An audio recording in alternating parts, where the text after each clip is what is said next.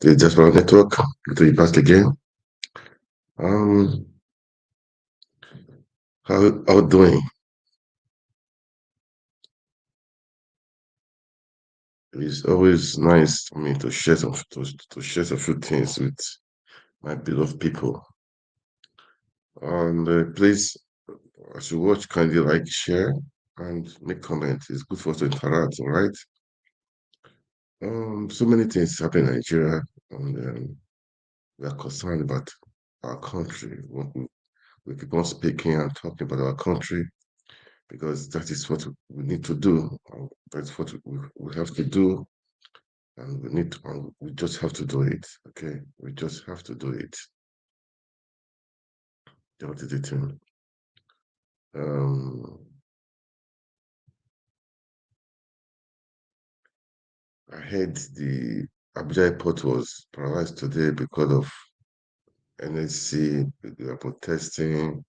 They said they blocked the road to the airport. So many things, but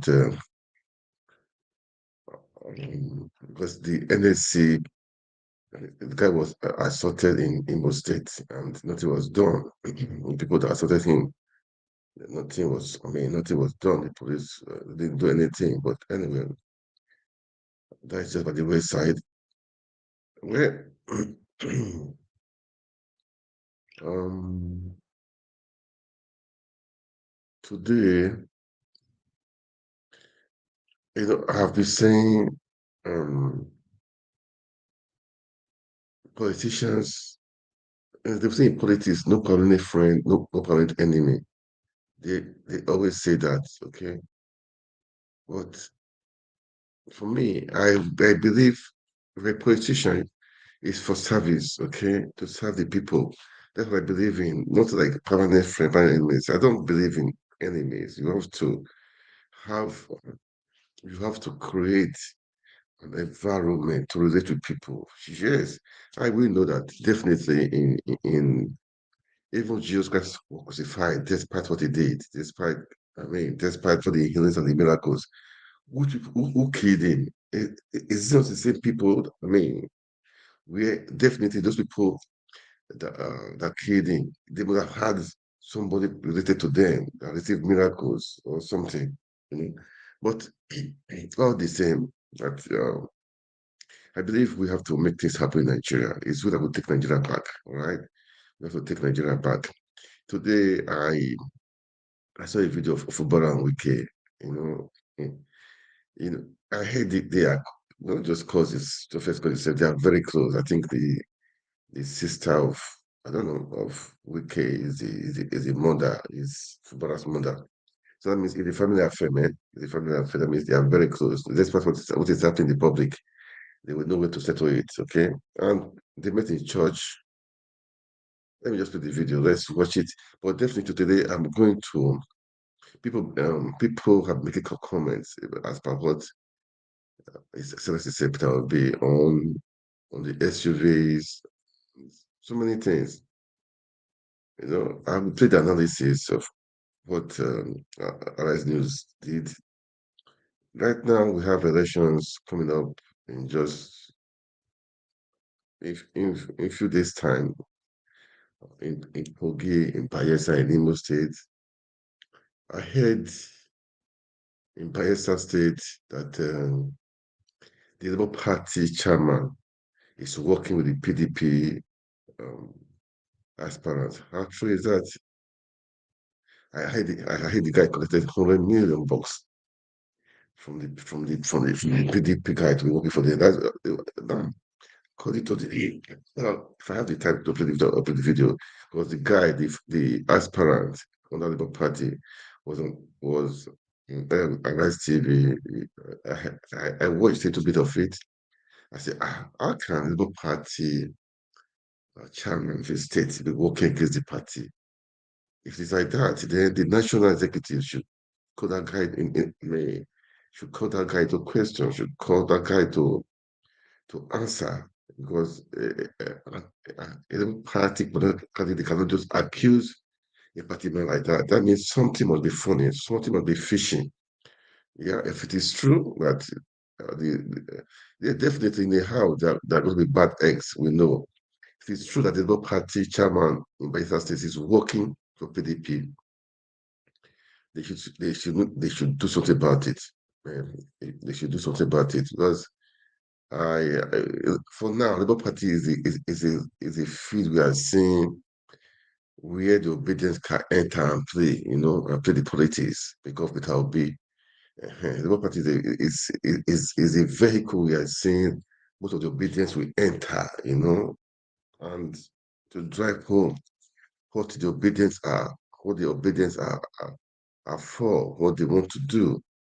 But I know definitely some people will try to jeopardize, make the vehicle not to run. But we can, by God's grace, we will see through.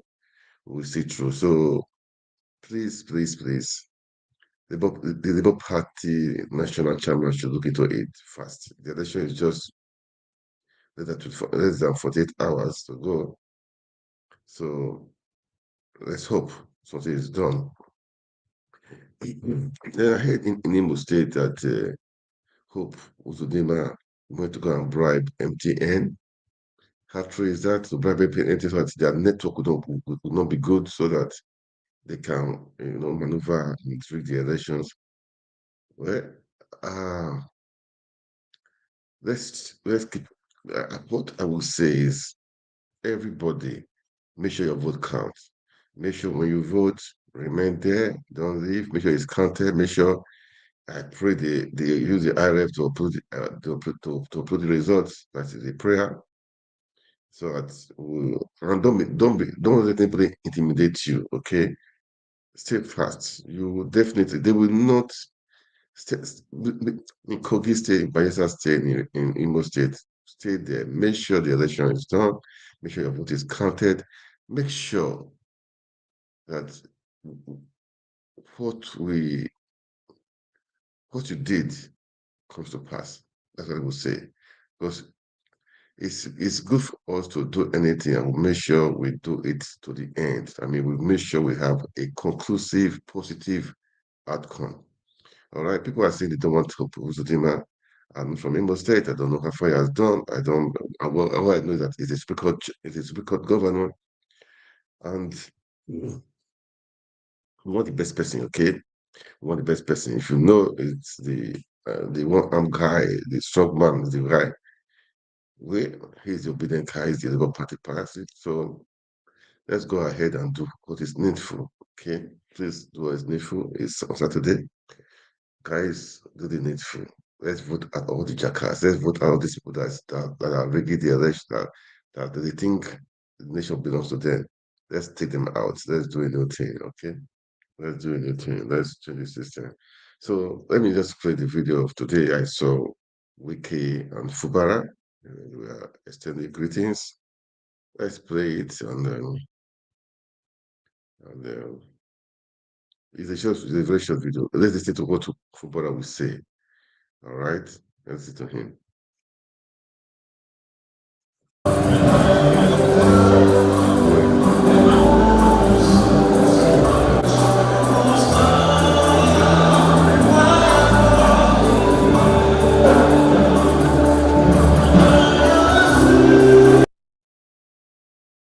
Just one moment, please. Just one moment. Let me do it properly because it's not doing well right now. Let me do it properly.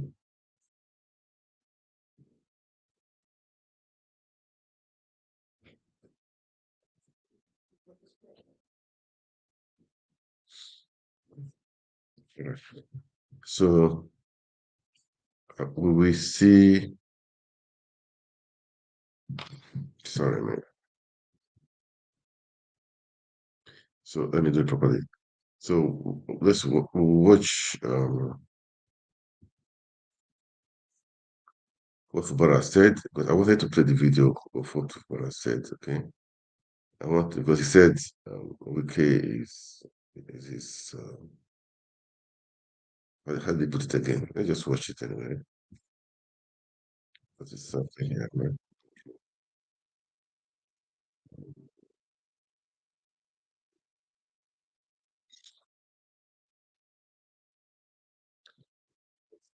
Oh,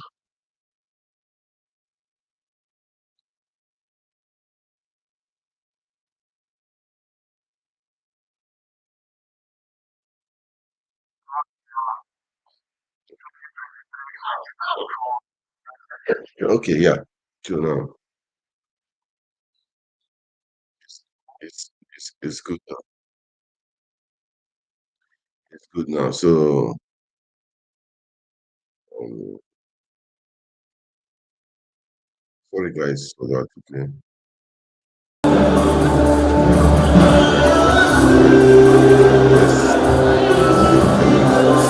Let's do it again. I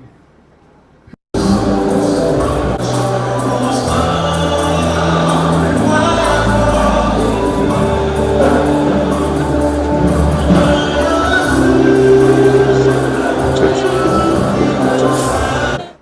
I feel very honored, honestly speaking, to be in your midst today, to be the one,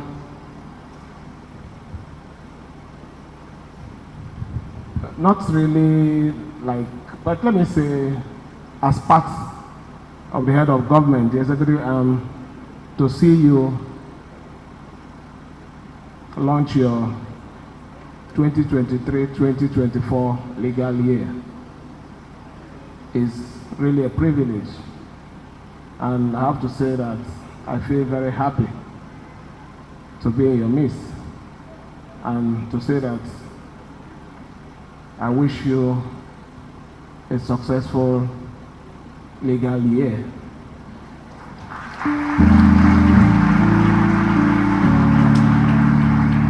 It's important to say a successful legal year. For the past 1 week or more, we've been hearing the negative stories. At least for once, let us hear something that is different from the bad news. So I feel happy. And I have to say that I'm even overjoyed that my Oga is here with us. So I have to welcome you specially for coming to cheer us in this event. I wouldn't say much. I just request that everyone should continue to pray for us. It's been a trying time, but I know that this phase will pass. And the promises we made to our people that will continue to give you development upon development, we are not going to go back on that. So I want to thank you for your support and also say that, please, we need peace. Everybody should just relax. We need peace. For us to progress in the state, we can only do that in an atmosphere of peace. Please, let me thank the church for your prayer. I know that you have always been there for us. This is the time that we need more and more of this prayer. In the book of Ezra, you know the story of Zerubbabel. Liken our case to it. We have a mission to give you development. The devil will always come in, one way or the other. But the important thing is for us to identify it and push the devil out of our room and continue. I have to say this with all amount of emphasis. My Oga remains my Oga. Whatever that has happened is past. I want us to continue to pray for the peace and development of this state. Please, I'm begging, I've not sent anybody to malign anybody. That is the truth. So I'm appealing to you, please, let's give peace a chance. Thank you, and God bless you all. That was Fubara, the governor of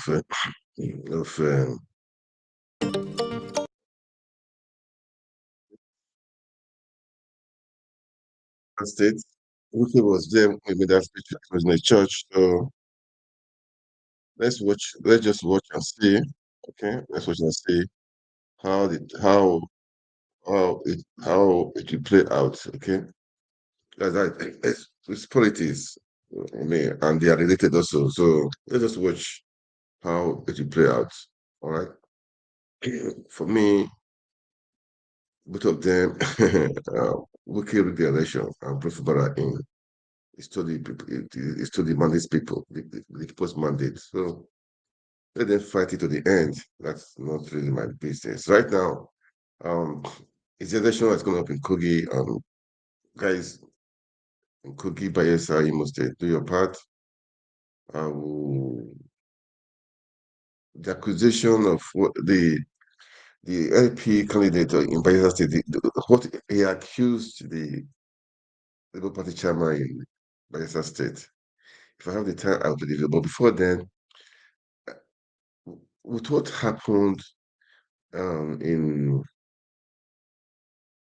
with the reactions of Peter Obi's comment during the World Press Conference, what he said about the SUVs, at times I sit down and say, what is happening in Nigeria? They said a budget was taken to the House, a sovereign budget. In that budget, they had the SUVs, they had the yacht, they had the for the first lady, and now then the House of Reps came out. Some of them came out to say they've give the allocation for the yacht has been shifted to for I think for education or something like that. But I heard the yacht is already in Nigeria. So who is fooling who? I don't really know who's fooling who. Why are they lying? If you buy a yacht, say you bought it, man, or you bought it on loan or credit. It doesn't matter. Say it. Don't deceive the people. When we say like this, when we say like this, someone has said the thing has been ordered since the time of Buhari, and you put it in your supporting budget. I don't get it. I mean, I don't get it. I don't really get it. I don't really get it, man. It's somehow that people if you are leading people, you are a father. So father not supposed to lie to their children. Okay. Anyway, let's the big SUVs for lawmakers. Let's check the reactions of people.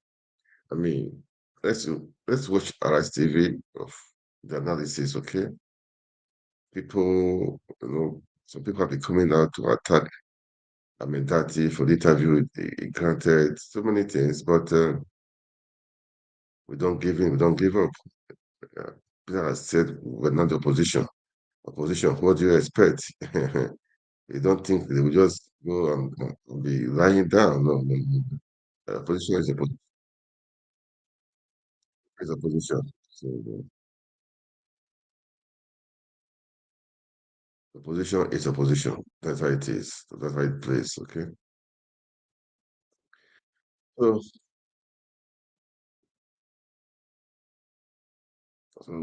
let's listen to Peter, Excellency Peter Obi on the analysis of Underline TV. Okay. Maybe I will cut it short for sure, but I don't think I can.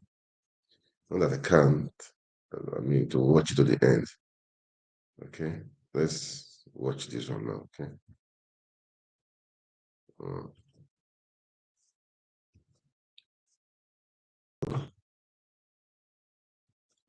good to go.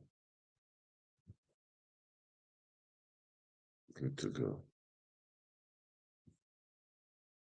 The Labour Party and described the movement of the party as a revolution postponed. This judgment amounts to a breach of confidence of Nigerians have in our judiciary. However, This end is only another beginning of our quest for vindication of hope of the common man for a better Nigeria. This year, 2023, has been quite remarkable and revealing. INEC displayed incompetence in the conduct of its statutory duties. It has one thing that has gladdened my heart in course of the struggle in the past 18 months. It is the passionate desire of our people, especially young Nigerians from across ethnic and religious divides, to construct a new and restructured Nigeria that will work for all Nigerians. The energy and dedication of Nigerian youth and obedient movement have been simply amazing. Going forward, we in Labour Party and the obedient movement are now effectively in opposition. We are glad that the nation has heard us loud and clear. We shall now expand the confines of our message of hope to the rest of the country. Well, the presidency, in reacting to Peter Obi's press conference, stated that Obi should find another worthwhile vocation and stop casting aspersions on the integrity of the justices of the Supreme Court for affirming Tinubu as winner of the February 25th election. Bayo Ononuga, the president's special advisor on information and strategy, in a post on X, accused Peter Obi of being delusional to believe that he could have won a national election where he ran a divisive and polarizing campaign. His statement reads in part: at the press conference where he tried in vain to gaslight Nigerians with false claims and innuendos, Mr. Obi contradicted himself. Here was a beneficiary of judicial pronouncements in the past, now castigating the Supreme Court because its judgment did not go his way. He made false allegations of rigging and other electoral malpractices, yet could not produce any evidence to back up his claims at both the Court of First Instance and the Apex Court. We expected the Labour Party candidate to know that the Supreme Court or any other court does not give judgment based on public opinion and mob sentiments. Judicial pronouncements are based on evidence, precedents, and the rule of law. Obi should have congratulated President Tinubu for his victory and pledged his support in the spirit of statesmanship. But instead, he brought up extraneous matters that he thought the Apex Court should have considered to declare him the winner. In our view, the drowning Obi, just like Atiku, was merely attempting to hold onto a straw in raking up new allegations which exist only in his imagination and that of his hordes of supporters. Well, of course, you know, Rufai, Peter Obi has a lot of supporters, and they went after Bayo Ononuga on this tweet. I got a lot of reactions, people just attacking Bayo Ononuga's tweets. Some people were even saying, I mean, what sort of campaign did you guys even run? What were your messages? Let me just take one tweet. The State House should rather quit from agonizing over this World Press Conference. They should rather focus on the message and leave the messenger alone. He raised quite some pertinent issues that if the State House was sincere and people enthroned would have taken cognizance of. Issues like why we allocated such ridiculous amount of money to the office of the First Lady, an office that has no constitutional representation. But no, as always, the State House has left matters of significant prominence to start raving over the love Nigerians have for the messenger and his message. More like the opposition. Again, stop the agonizing, focus on the message. I mean, there was a word there that I couldn't use, but but that's basically what it is. Agonizing over, somebody who has a right to actually speak against what he believes in at this point. So, I mean, Mr. Peter Obi has 100% every right to speak against, the electoral system. Yeah. And he just enunciated this point, and he said many things there.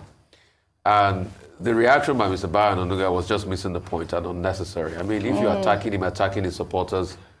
But we can also flip the script and remind Mr. Bayo Ononuga how he started ethnic baiting And that thing you just said is know, correct, because he made that mention of that. This was Mr. Bayo Onanuga that his wrote tweet. after the elections. He said this should be the last time people from a certain ethnic group that have been in Lagos for tens of years should never, I was talking to the Igbo, should never participate in the election. Mr. Bayo Onanuga said all sorts of things that were very, very bad during the election period. And when we say people that did rabble-rousing, you know, he really did a lot of it. But, you know, the elections are all over. Nigerians will try to heal from all of this. But one of the substance of the things Mr. Peter Obi talked about, he talked about the need, you know, for public opinion in society, which we cannot discountenance, which is very strong, which is germane. He also talked about, you know, the judicial system. And Mr. Bayo Onanuga saying that, yeah, the judicial system favored Mr. Peter Obi for. Yes, I mean, he made a point there as regards that. But we also sit down here and see a lot of judgments that have come out during this electoral period. You know, judgment here and there, the discrepancies, the differences and all of that. And it takes a lot to study. But we can't keep dialing and looking at the past. In moving forward, what are the things we ought to do? Yeah. He put forward some suggestions. He talked about things like a 5-year presidency tenure. Dr. Abati has enunciated the fact that Goodluck Jonathan has talked about it before now. Birthday boy has enunciated that fact, you know, and probably how we can truly restructure this country to make it fit for purpose. But also, I would also add, by seeing how we can go back to the National Assembly to fix those laws, those lacunas in the electoral laws that made politicians able to wriggle their way through. And really have real conversations about the reform of INEC. Are we going to adopt the Ways report fully? See, I must have to state this strongly. If it will be that it's still the president that is picking who is going to be INEC chief leading up to the next election, then we are not ready yet. The Ways report has been on for a while. It's time for us to fully implement it. This is the time for you as citizens to also call the lawmakers and say, these are the things we want you to push in the House for us as regards electoral reforms. Also, I talked about the fact that the opposition too should come up with ideas.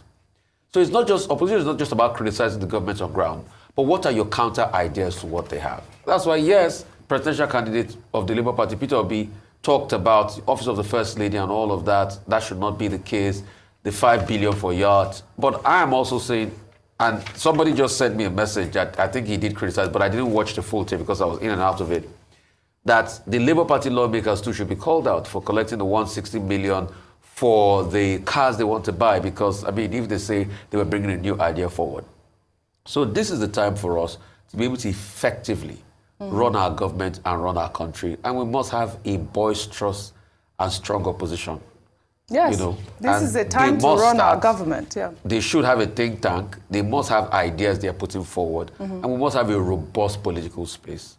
And please, we'd like to beg all the actors, stop ethnic baiting. Yeah. Please, stop ethnic baiting. Don't destroy this country. Don't set it alight. Yeah. Put your ideas forward robustly and let people enunciate on those ideas and debate on them. Yeah, we must have a robust governance process at this point, you know, and that's also the rhetoric on a lot of reactions that I have seen. I'll just take this one for laughs. This is from Ben, who wrote, responding to Bayo Onanuga's tweet, he wrote, 2 questions for you, sir. What issues did you campaign on during the election process? He said selection process, apart from dancing to Kwamwan songs at campaign events loaded with unlimited gas. What have you brought upon the masses in the last 6 months, apart from hardship, pain, and suffering? Dr. Abati. Well, first, when we discussed this subject earlier, I said, look, I didn't think the response by Mr. Bayo Onanuga was necessary, calling Peter Obi a copycat and leader of a faction of the Labour Party. That wasn't necessary. Felix Moka, the APC spokesperson, also responded. Now, volubility may be an asset in teamship, because when you are running a teamship regime, everybody wants to be heard. But volubility is not necessarily an asset in spokesmanship. There are certain things you don't react to. Now, the Supreme Court has ruled. After the Supreme Court, you can only go to God.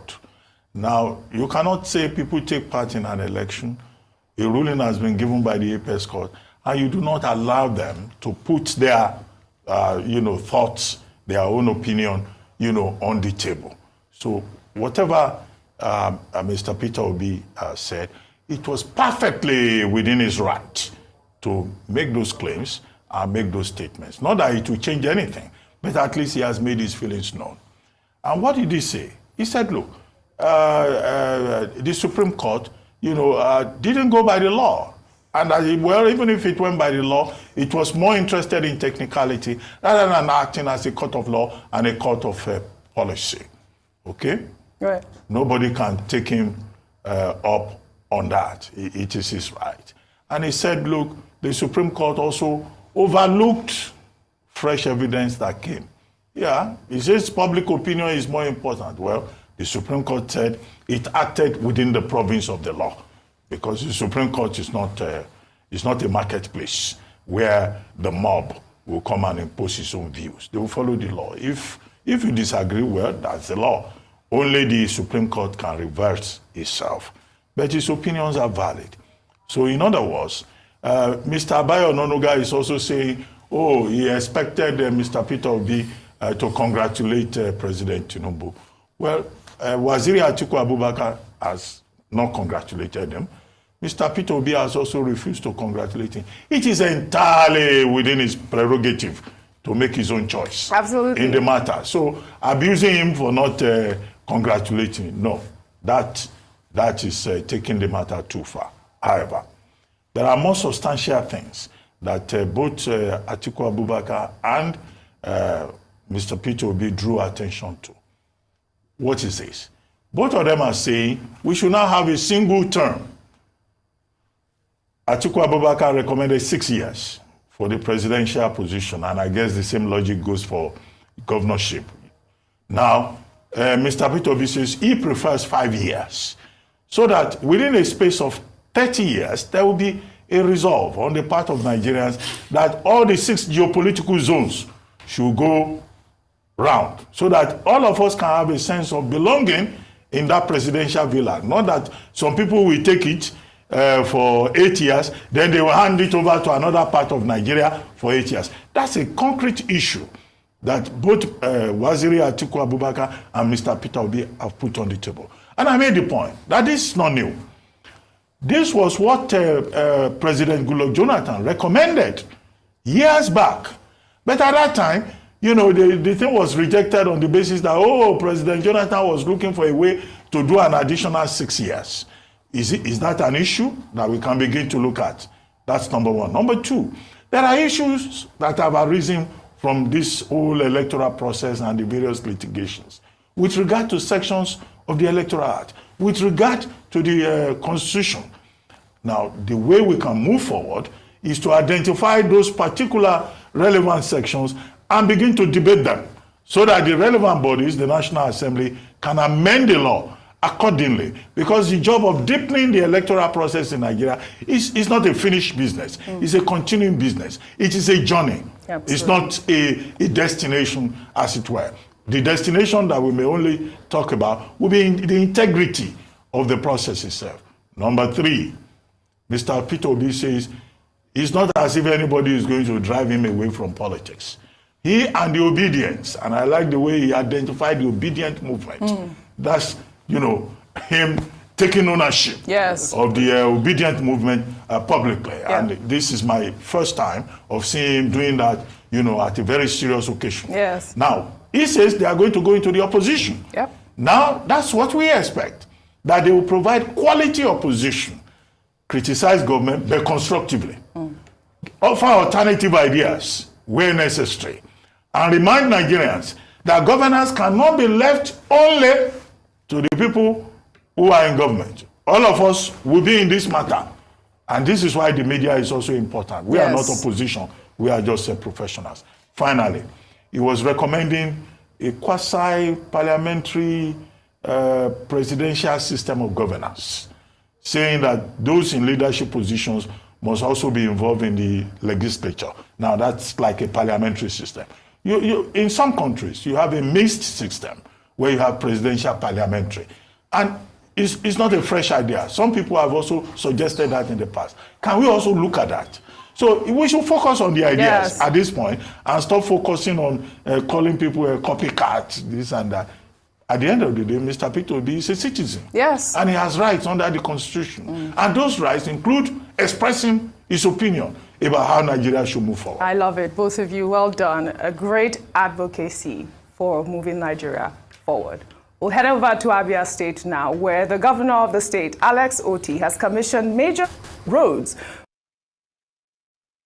Yeah, guys, I play that to it's the reaction of some people regarding what Peter Obi did. I mean, he said do the press what press conference. There was another thing that Fanny Kayode said that as per the what happened. Um, what happened during the conference. You know, at times I look at people, these people that are hungry, they can just wake up and say anything. Was Tinubu, was he not convicted? There's always that FKK, Fani Kayode used those some years ago on Tinubu, calling him a drug baron. He can never be on the side of Tinubu. That guy used so many insultive words on Tinubu, seriously. But now he's not the defender of his own shit. I mean, of the FX. I use the word shit of his own what he spoke against. You know, some people are just like that. They are neither here nor there. They anywhere but their face, anywhere that that would be good for them. They just, I mean, they would think that would be good for them. They cannot stand for the truth. Why? Why not just be a man and stand for the truth? I know the way you condemned Tinubu those some years ago, how you called him names for a forger, a drug dealer, so many things. But now you're not defending him. Even First Okeyamo, all of them. Is it wicked that said he rather stay in PDP that has malaria that will go to that will go to APC that has cancer? Is that working for the APC that has cancer? You know, this leader, these politicians are just after their own. They are just after. That is why we are saying to take Nigeria back is a long war, okay? And Peter Obi is a person of saying that we can that we can really count on us, but to take Nigeria back. That is why, for me, I'm saying we don't give in, we don't give up, okay? And they said that just now, this guy was saying after Supreme Court, what SAG is God. Well, God is the ultimate, but the voice of the people, the voice of the people, the voice of the people is I mean, it's quite loud. The people know they knew what they wanted and they voted, and people and some people that felt they have the power and the money, they stole the election. That's too bad. That's too bad. But Nigerians know the boys in your court, the country belongs to you. You take it back or leave it. Nigeria is now or never. We have to make it work. We have to make it work. If you don't give in, don't give up. So everybody out there, I will continue to say this. Please, please, please. This struggle continues. It continues. It's just the beginning. Really, I don't really expect. We should not just expect under 18 months. I mean, so to say, to just dethrone those people that have been there for years. That they have built. They have built their struggles. They have built so many things. You just expect to overthrow them like that. It's going to be a war. It's going to be a long war. I mean, if I say war, I mean, we have to be consistent. We have to stand. We have to keep on talking. We have to continue doing what we are doing. Okay, that is what I'm just trying to say. Let's continue doing what we are doing. Let's continue to talk. Let's continue to sensitize the people right from the world level in Nigeria, from the world level, sensitizing that look, we need to make a change. Nigeria cannot just be like this. We can have a better life. We can have a better future. We can have a And the National Peace Committee has been quoted as saying that the body is going to name those uncooperative political parties and politicians who refuse to sign peace accord. Are you not bothered that should there be violence in Bayelsa, anywhere, you could be mentioned. Somebody could just mention your name and say, well, we know where it's coming from. After all, then Radiri did not sign the peace accord. And they just use that we're talking about. Are they on your side in this struggle? Well, first of all, this struggle is about Bayelsa State. I don't want to particularize it. Every Ijaw youth, they have graduates who have graduated for 4, 5, 10 years, no work. They send their children to schools, they are no teachers. The issues about the survival of our state is what defines this election. So I'm not going to go into this. You know that anywhere I go to, if the videos are aired, they will air them today. You will see the massive organic support. Not the one they will carry 1,000 people to campaign venues. The people they bring are more than the people in the communities. I go there and raise organic support from the people and engage them on the issues. So for me, the suffering of our people, the underdevelopment of Bayelsa, the incompetence of leadership will define these elections tomorrow. All we're asking for is that the umpire get out of the ring and be an umpire that he should be. So the other question about the peace accord. Look, let me tell you, why are they quick to talk about those who did not attend? And they have no biting authority for those who have been perpetrating the violence. All the violence in Imo State, don't they know where it's coming from? They have not said anything about those perpetrating the violence. Is that a man did not attend. I have not been violent. So far, so good in this process. I have been a peace-loving individual. The time in the IYC, like I tell you, there are disciplinary machineries that the president of the Ijaw Youth Council must activate when necessary. Aside from that, I have moved on to be commissioner twice in the state. I've moved on to the federal level, and I am not a violent person. I have been following these elections peacefully and can never be accused of perpetrating violence. The peace accord should talk about discipline for those who err, and not somebody who they did not invite. Did they invite me? So Udex, that means you've not been able to deny those allegations that you actually went there. And I apologize that I laughed because it was a very terrible Which one? No, the matter of the radio station. Now, you said you people disciplined them. That means you hurt them. You took No, but laws in their hands. I wrote an apology at that time to the radio station that they should not allow their medium to be used to spread false information. But at that time, we had a spokesman. You went in there and you beat people up and you disrupted it. No, excuse me now. Excuse me. Go ahead. We had a spokesman that had been communicating with the media. Somebody just walks to the media and starts spreading false information. You're not talking about that. Rufai, let me tell you, another thing is happening now. I am the candidate. The INEC have published my name. The government is using one woman to be parading herself in the state that she is the candidate. When the woman went to media houses, some of the houses told them that the INEC didn't publish your name, so please leave. They are using government house vehicle police to secure the woman front and back to be campaigning as Labour Party candidate in the state. That same woman is the woman who have taken them to court because they didn't pay her the money they agreed. So in that case, will a media house, knowing fully well that there's INEC, go and be publishing the name of another person when INEC, the authority, have published? So that media house is also culpable. So Udex, let me tell you, you see, as a media house, we are open to all sides of views. And I'll tell you one thing that happened recently. There's a dispute in the IYC, and I remember somebody came to parade himself as head of the IYC. We gave him an audience. When the other person that is the substantive president, as he also made his claim, came to parade himself, and he was trying to berate and say, oh, he will have come and beat up the other person. We said, no room for that. And you also come and state your case. And he stated his case, and it was peaceful. So you have been able to confirm to us that you actually went, you caused mayhem, you took laws into your hands in that radio station. But the next question I really want to ask you is this. No, Udex, let's move on from that. You've confirmed that. Allow me to respond before you go. No. So let me ask the second question before you respond. But allow me to respond now. You know, you draw it to the conclusion. Just 1 minute. Go ahead. Airing that you did on Lukpobri's matter, I watched it. The Arise TV did not mention IYC president.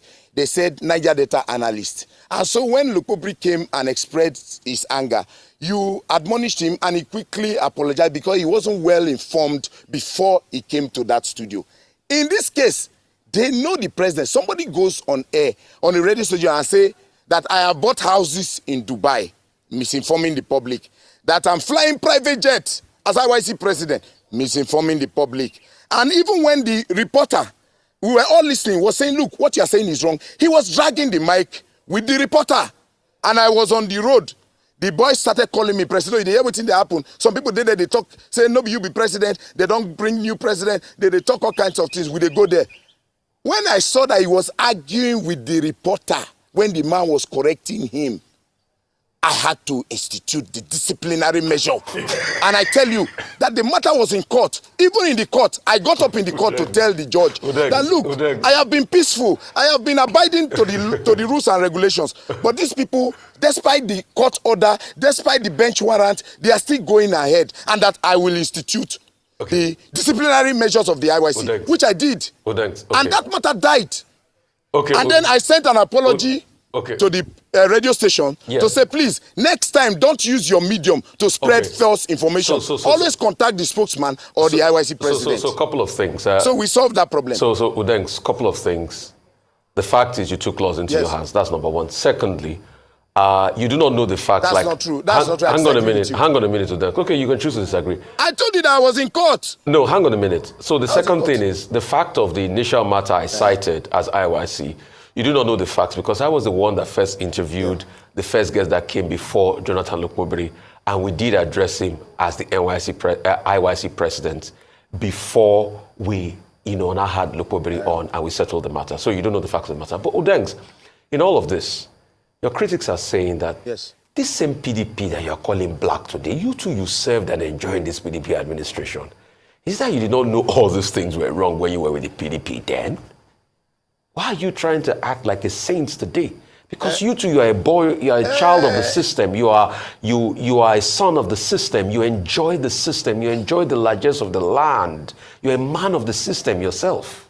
Okay, let me explain to you. When you say largesse, it's like I was there eating money or going to this. Let me tell you, in Bayelsa, there's nothing like party. Again, Rufai, I am a young man of 47 years. Do you expect my life to be capped by a group of people? No.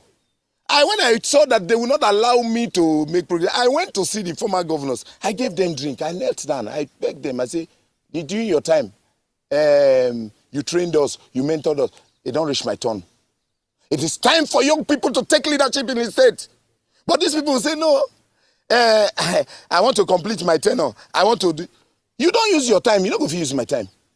So if the party is your own, and you will not allow me, quietly, we will meet in the field. Are we not in the field? I am not a young man that people cap my progress or my future for personal reasons. Okay. If you come to Bayelsa and look at the politics of the state, it is the time for Central to also produce governor.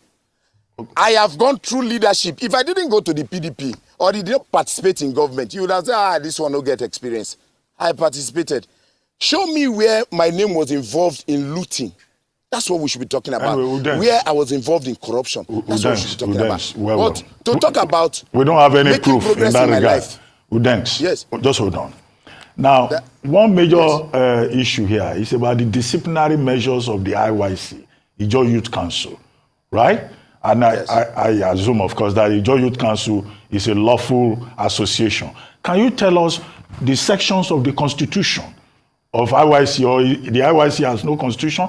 If it has, what does it say in specific terms about discipline? What kind of disciplinary measures? Well, the IYC, we're a movement. And before we had our constitution, we had our conventional laws of the IYC. And yes, our conventional laws. Under our conventional laws, you cannot disrespect the IYC president. It doesn't happen. So it won't be in my time that it will be changed. Or it will be in Lokpobiri's time that it will change. It won't change. The Ijaw youths, a lot of them belong to cult organizations. And then they forget that they were born and conceived Ijaw children. They became an adult before they joined all those their rubbish cults that they joined. They come to the IYC with the cult and come and disrespect the leadership of the organization. That you were conceived as an Ijaw child. I will not ask for it. I used to extract that loyalty to the Ijaw nation from them. You don't carry your rubbish cult and come and say because you belong to one thing, you want to come and disrespect the Ijaw Youth Council president. It does not happen. and it won't happen in my time. I if have demonstrated that. Come to the Niger Delta. Cultism is the order of the day in our communities, in our state. They have migrated that cultism to disrespect constituted authorities, like the IYC, the community governance structures. Come and see the mess going on in Bayelsa. No IYC president will tolerate that nonsense. When you go smoke your nonsense, you come to disrespect IYC. And under conventional laws of the IYC, corporal punishment is allowed. With a beat. Which what? Corporal punishment is allowed. With a beat. The Joy Youths beat. Okay. Yes. That means okay. I get your point. It means that corporal punishment is allowed. Assault, battery. It's like the OPC leadership. Do you expect somebody to go and disrespect the OPC president? He will be beaten up. Why should the Joy Youth Council won't become a discussion on national TV when you know the rules? Nobody will go and disrespect the Arewa president. An Arewa youth disrespecting the president, there will be measures that will be kicked in immediately, even before the authorities will understand what's going on. So it's good you confirm to us now that you did go to the radio station and beat those people up. Udens, thank you so much, Udens, I did not deny it. Now the matter went to court. Okay, so it thank you. Udens, it went to court and I won. Udens, we have to go. Thank you so much. Wish you a lot of luck in your elections, all right? Wow. I probably played that because why I played that was that of what the accusation. They accused the Labour Party chairman of the state of getting money from PDP. That's why I played that video. Anyway, guys, it's there for you. Let's do the right thing. I know in the house there could be people like that, so if it is true, you know what to do. All right, so guys, it's been a great day, and I will say thank you so much. Kindly like and share the video. And oh yeah, okay. I said today the Labour Party. I would say down. They were on rampage, rampage or strike or protest or rather at Abuja. They obstructed the flow of traffic. So I heard they wanted to enter the airport, but they could not enter the airport. So many things happened. I don't know. Let me just in a way.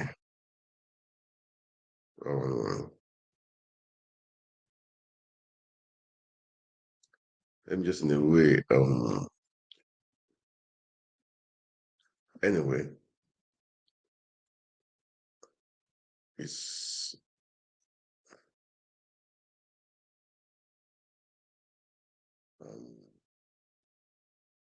so today the Labour workers they were protesting.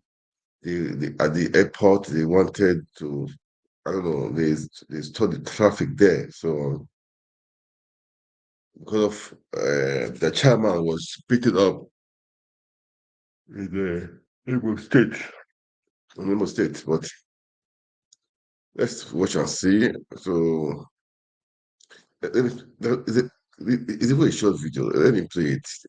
The protest, how do we are protesting today? This was the protest. It was a short video.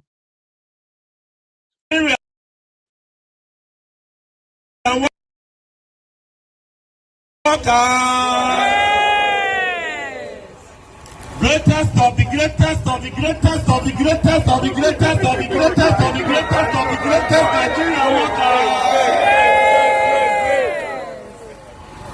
Yes. The peace-loving Nigerian worker.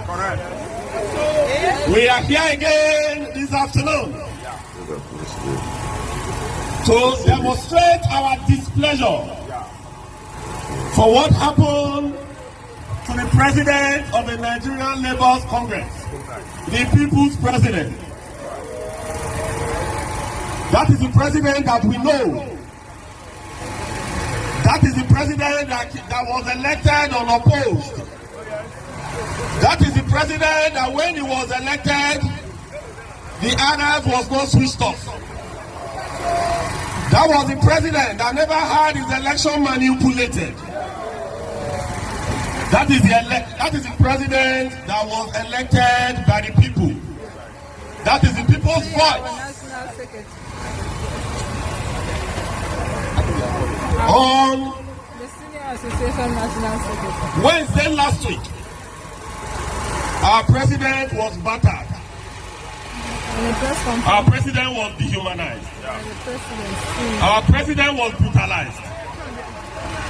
And this was done by the Nigerian police, the people who ought to protect us, the people who ought to enforce the freedom and the right as enshrined in our constitution, as enshrined in the Human Rights Charter, and as enshrined in our ILO Convention. But he was the Nigerian police. They tortured him like a common criminal. This is someone who has been an advocate of the people. This is someone who has been fighting for the plight of Nigerians. All right, let me stop. This is someone who went to Igbo to fight for the... All right, guys, that is how it is for today. So please, as you watch, kindly like, share the video. And right now, on four channels right now, to your channels, Facebook and Twitter. So let's make Nigeria great again. Let's do the right thing. Let's make things work, okay? All right, guys, thank you for watching. God bless you. God bless Nigeria. Good night. We have to be consistent. We have to stand. We have to keep on talking. We have to continue doing what we are doing. Okay, that is what I'm just trying to say. Let's continue doing what we are doing. Let's continue to talk. Let's continue to sensitize the people, right from the world level in Nigeria, from the world level, sensitizing that, look, we need to make a change. Nigeria cannot just be like this. We can have a better life. We can have a better future. We can have a country that you can be proud of. Everybody can be proud of. That's what we are saying. That is what we are saying. And we can make it happen. We can make it happen. We can make it happen. Okay? So, so that is it. So, as I said before earlier, that the election for Bayelsa, Kogi, Imo State is covered this weekend. Guys, go out there, do your part, make sure your vote counts, stay behind to make sure vote. I use the IRF to upload it, make sure everything counts. I know people might say, look, they don't trust the system again, and they cannot be trusted, this and that. But go ahead and do it. As I said before, I heard Udodozima has brought the MTN to make sure that network don't work with that day. Okay, that's what you see.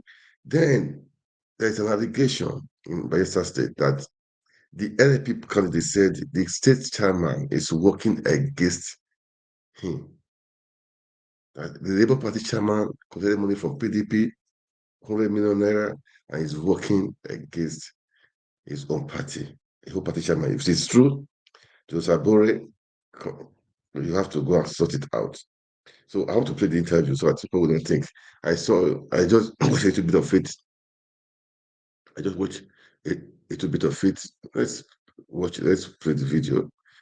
I may not be able to finish this video. I may not finish it because I may not finish it, okay? But it's the interview was with Arise Television also, okay?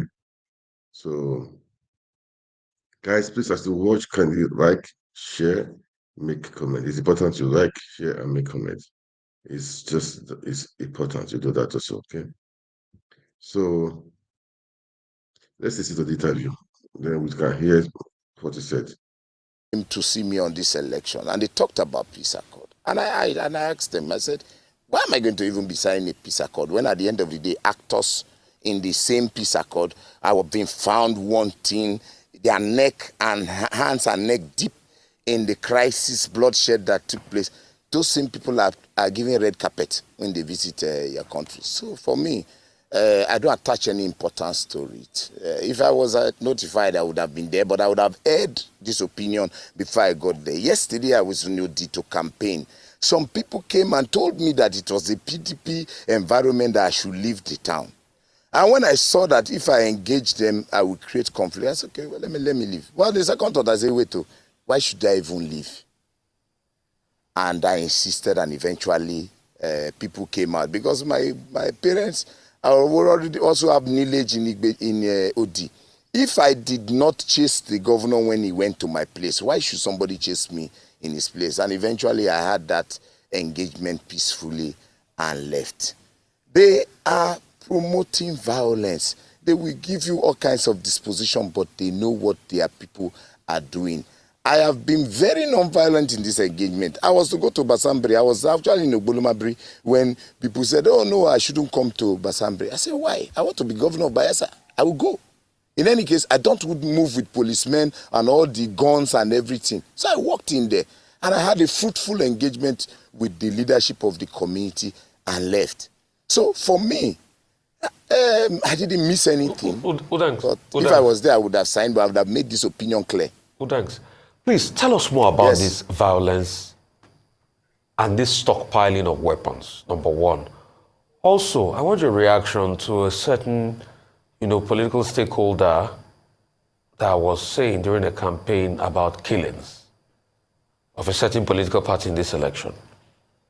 Also, I want you to clarify that area. Is it that the Peace Committee office did not get this message across to you on time? I just want you to clarify that area. But tell us more about these arms that they're stockpiling and this violence that they're trying to mete out so that let the world know about it.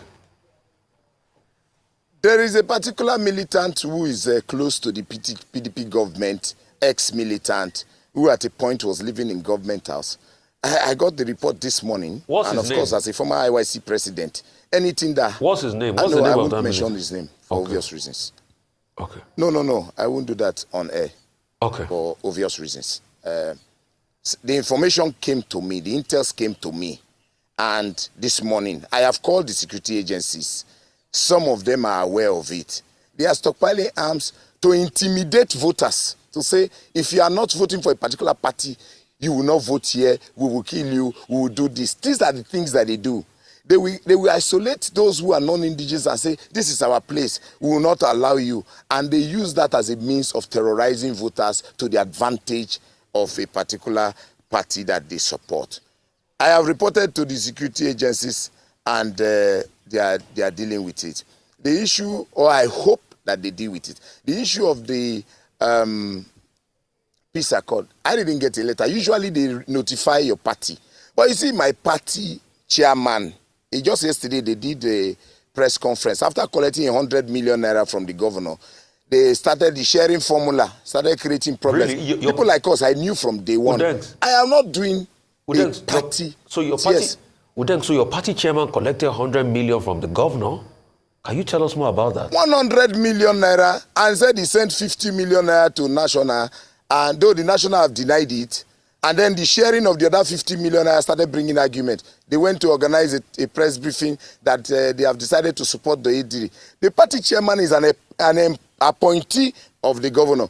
Right from day one, I knew, and I had blown this alarm before, that these people are not working for me. And when I go to campaign, I tell Bayelsa people, it's only the state woman leader that goes with me. The rest have given me conditions. I should bring so amount, I should bring so. I don't have that kind of money. I didn't come here because of money. I came here because of the issues that affect my people. And so far, so good. I have been supported by my friends and my business. I'm an engineer, I practice. From there, I've been able to battle them to this point. All overtures to get me out of this race have failed. They spread all kinds of rumors. Oh, he has settled with you then. We have settled with him. He will work with us. They paid them 100 million. The argument is on. They are fighting now. The chairman has left town. I have reported to the national chairman. I have raised a publication to that effect. And they are dealing with it. For me, they are not important. They are going to be distracting me in this election if I focus on those. So you're saying your we party... have known them to be most. So you're saying Any your man that starts so you're saying the Labour Party... So you're saying the Labour Party in your state is already compromised, that the party chairman has collected 100 million and they are not working for you. I want you to talk about your reaction to the MacIver statement. They did it to Obi too in your state. Tell us more about that, Okay, please. they did that to Obi. In Bayelsa State? Tell us more about that. Okay, I feel sad. I feel sad about the statement that was credited to Joshua MacIver. I think that sometimes emotions will make people not control the kind of rhetorics that they use. That alone have removed a lot of mileage from the support that they used to have. I'm aware that brass people have already called their deities, calling on anybody who comes to perpetrate violence to be punished by deities, for those who believe in those things. But you see, that kind of statement is not encouraged. And if we are talking about violence in this election, and you are saying I should come and sign a peace accord, if somebody makes such statements and people are not seeing practical steps taken by the authorities to apprehend such, then you are going to be leaving people to resort to self-help. Because if such statements can be made and no action taken, for me, I feel sorry for the governorship candidate who didn't do a proper consultation before he went ahead to pick the person of Joshua to be coming up in public to making such statements. You saw the statement he made with respect to his incarceration. For me, I thought that was very irresponsible for anybody to say, let alone a deputy governorship candidate. I condemned it in totality that you call for such violence when so far so good. Bayelsa elections, or not until recently, had been seemingly peaceful, apart from what happened in Kolokuma, where PDP... Yes, sir. Obidients, you are accusing the chairman of the Labour Party in Bayelsa State of collecting a bribe of 100 million. Do you have any proof? And then two, how do you hope to win the election? Or you are just in this just for publicity purposes? If your party is not with you, how then do you hope to win? You can't be... Are you doing one-man campaign? How did you get to this point whereby members of your own party are not with you? I have the entire ward's local government chairman with me. The state escrow right from day one. They sold Obi out now. You are not aware of the issues. And let me tell you, Uncle Ruben, look, even as Iwaju had his party people, some of them who didn't work for him, didn't even win the election. I go to the heart of the people. I got to talk to Bayelsans. The issues here are not about party. They are about the poverty in Bayelsa. I have been, in the course of this election, I have been to virtually every nook and cranny in the state. And I have seen the nakedness of neglect of government to the people. It is the people I'm talking to. They are the electorate. They are the ones that we vote.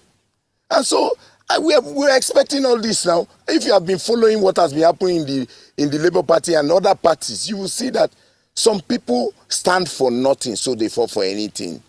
This 100 million thing had been coming since yesterday. It was if they were blowing each other as a result of the chairman saying that they said the money na 100 million. Why you bring 50 million? He said, oh, I don't send 50 to national. I have called the national chairman and he's making a statement to that effect, and that they were going to deal with it. But those are shenanigans I don't even want to bother me in this election. This election is about Bayelsans. This election is about the survival of our people. And I have been going to the electorate. The chairman, apart from once, he followed me for campaign. He has refused to follow me, and don't bother about those people. I know them. They will sell anything for money. Well, you know, there's also that perception that the Labour Party in Bayelsa State is working for the PDP. Maybe it's as a result of this. But, you know, let me ask you this. We had His Royal Majesty Dakolo on this same program. And he said, look, as far as he is concerned, the governor, Doyediri, you know, is doing well.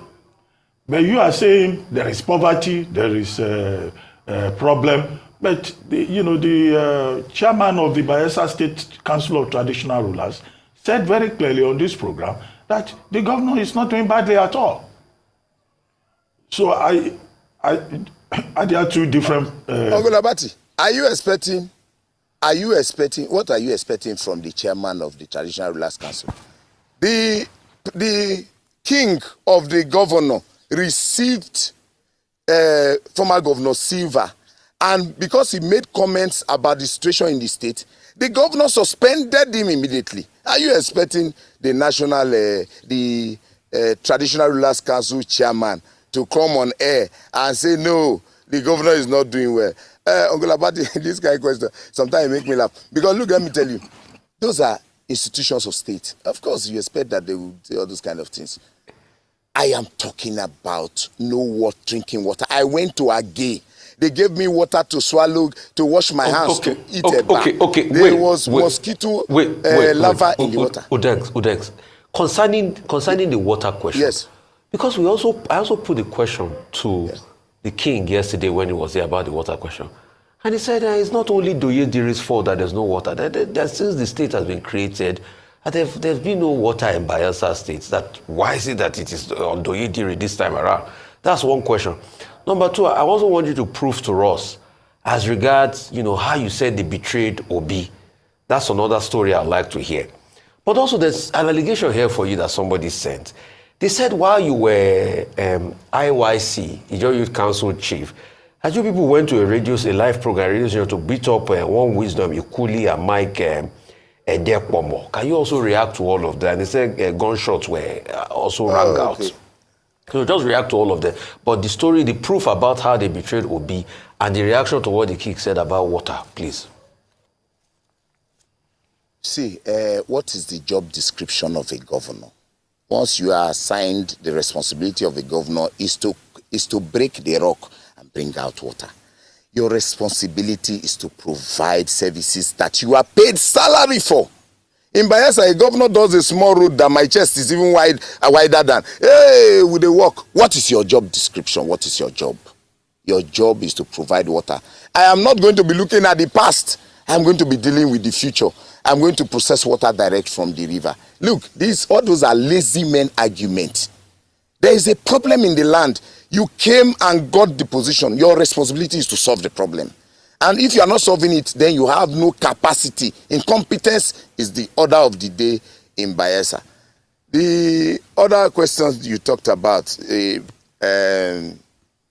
IYC. Look, the Ijaw Youth Council, as an institution, discipline is also part of our responsibility as a leader. Certain erring members at a time were becoming unbearable. There was even a court case against them. Every day I was going to sit in the court. They will not come to court. The court will take action.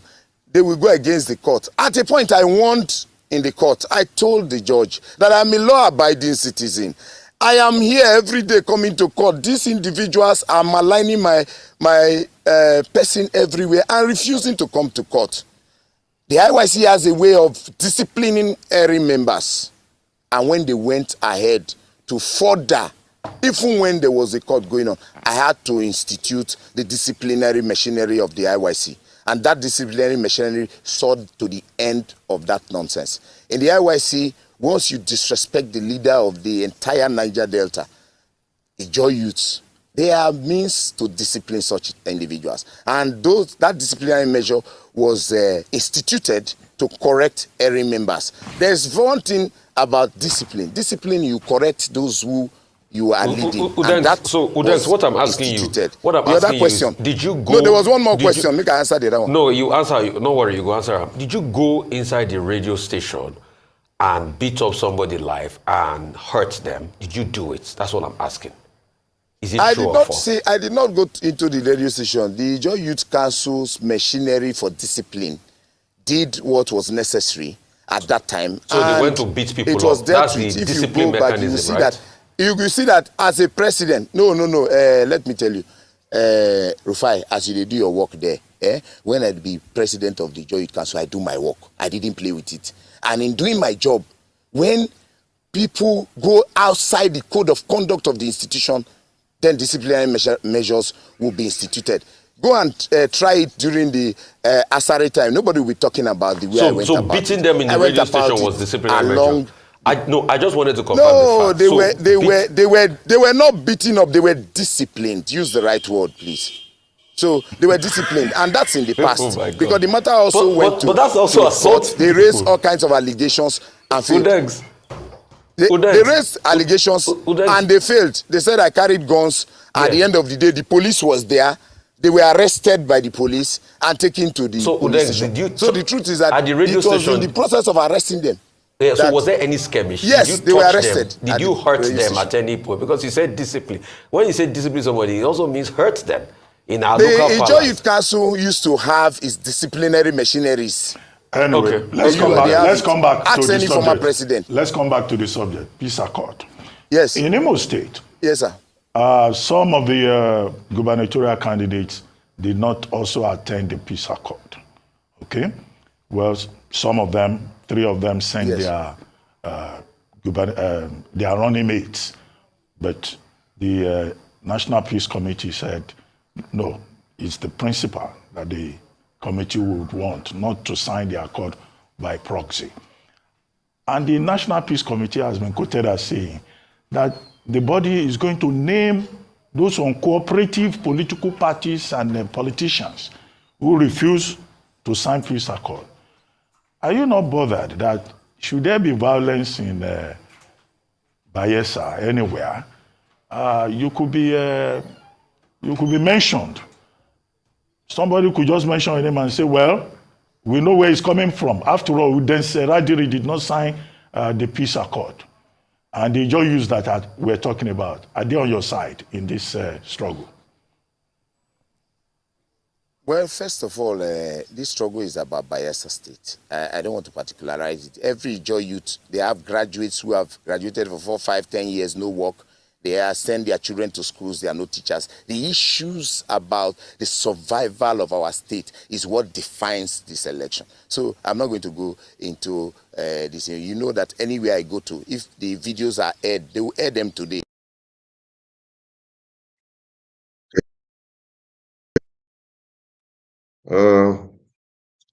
It's Diaspora Network. It's been a beautiful day today. It's been a beautiful day today. That is what we'll be expecting. His Excellency came out today to speak. And it was really wonderful. And not just, in fact, both Excellencies, Mr. Peter Obi and his VP, they were on air today. And Nigerians, I just want you guys to have a rethink. Have a rethink. Do you want your country to be how do you want your country to be? Are you happy with what's happening right now in Nigeria? Are you satisfied? Are you impressed of what is happening?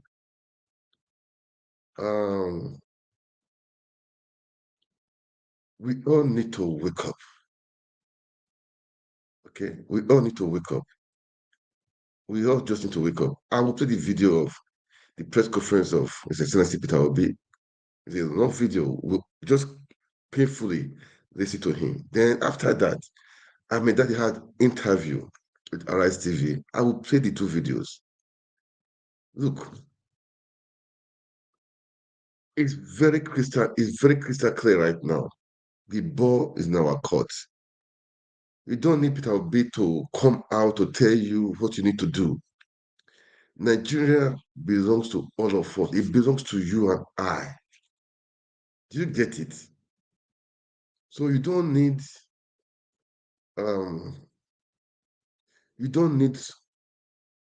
somebody to come and tell you what to do. You don't need it again.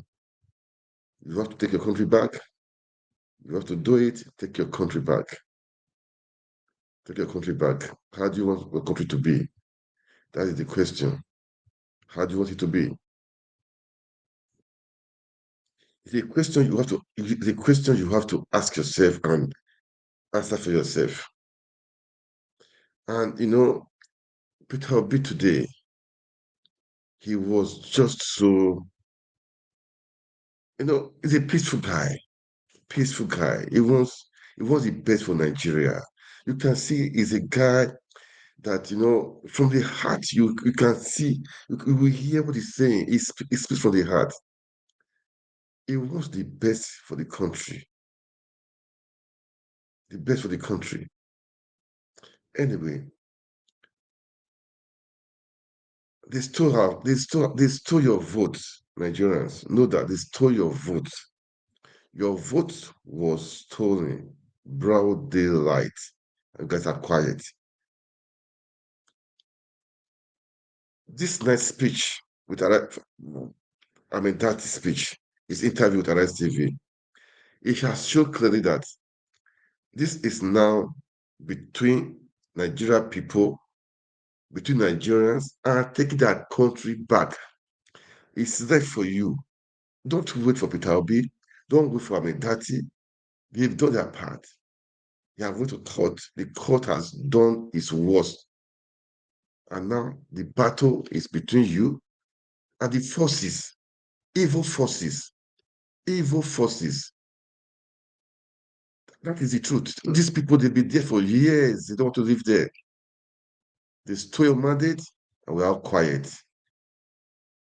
They stole your mandate, and we are all just down quiet, sitting down, feeling comfortable. People are dying in Nigeria. Look, I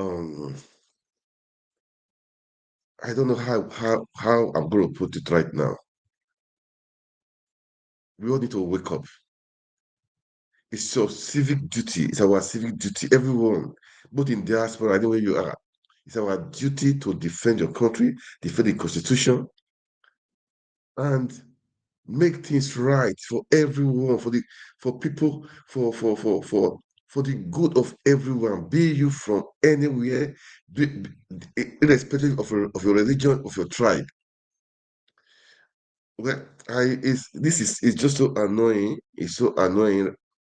Let me just start by playing the conference of today from the World Conference with Obi. It taught us on so many things, so many things. I will play that. We'll come back, we'll talk a little bit. Then we now play the interview of Amendati.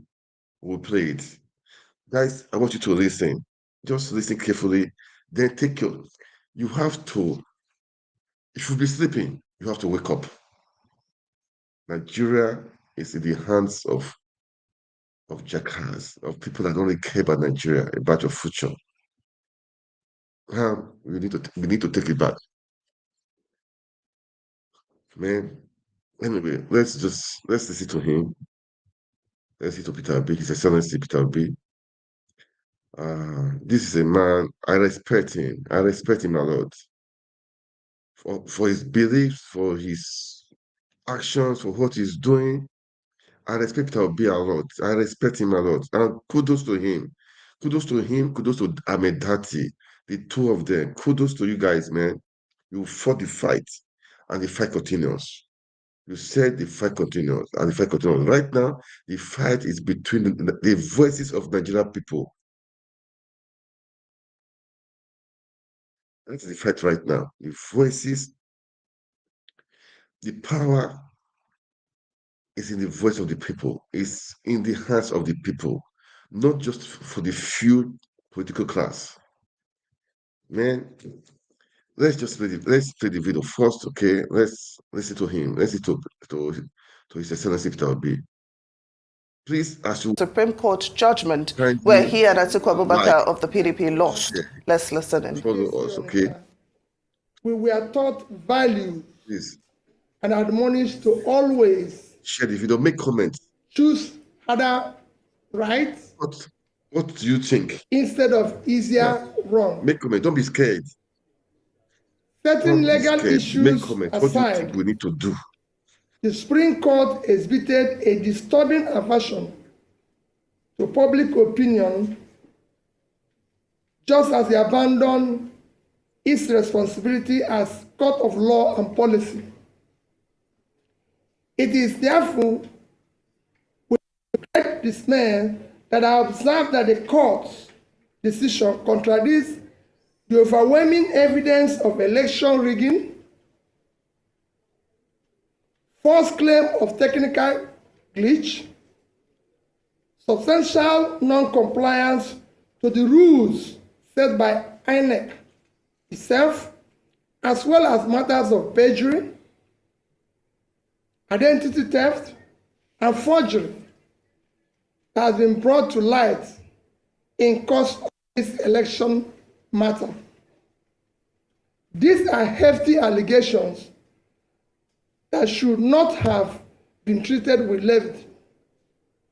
More appellant, the Supreme Court's judgment willfully condoned breaches of the Constitution relative to established qualifications and parameters for candidates in presidential elections. With this counterintuitive judgment, the Supreme Court has transferred a heavy moral burden from the courtroom to our national conscience. Our young democracy is ultimately the main victim and casualty of the courtroom drama. Without equivocation, this judgment amounts to a breach of confidence of Nigerians have in our judiciary. To that extent, it is a show of unreasonable force against the very Nigerian people from whom the power of the Constitution drives. The Supreme Court's ruling may represent the state of the law in 2023, but not present demand for substantive justice. The judgment missed principles and precedents. Indeed, the rationale and premise of the Supreme Court judgment have been clearly brought to light by deep, revealing, and troubling valedictory remarks of Honorable Justice Musa Datijo Mohammed, JSC, on Friday, 27th, 2023. In disagreeing very strongly with the ruling of both the Presidential Petition Court and the Supreme Court on the outcome of the 25th February presidential election, as declared by the Independent Electoral Commission, as Democrats who believe in the rule of law, we recognize that the Supreme Court is the end stage of our quest for legal closure on this matter. As a party and candidate, Daddy and I have now exhausted all legal and constitutional remedies available to us.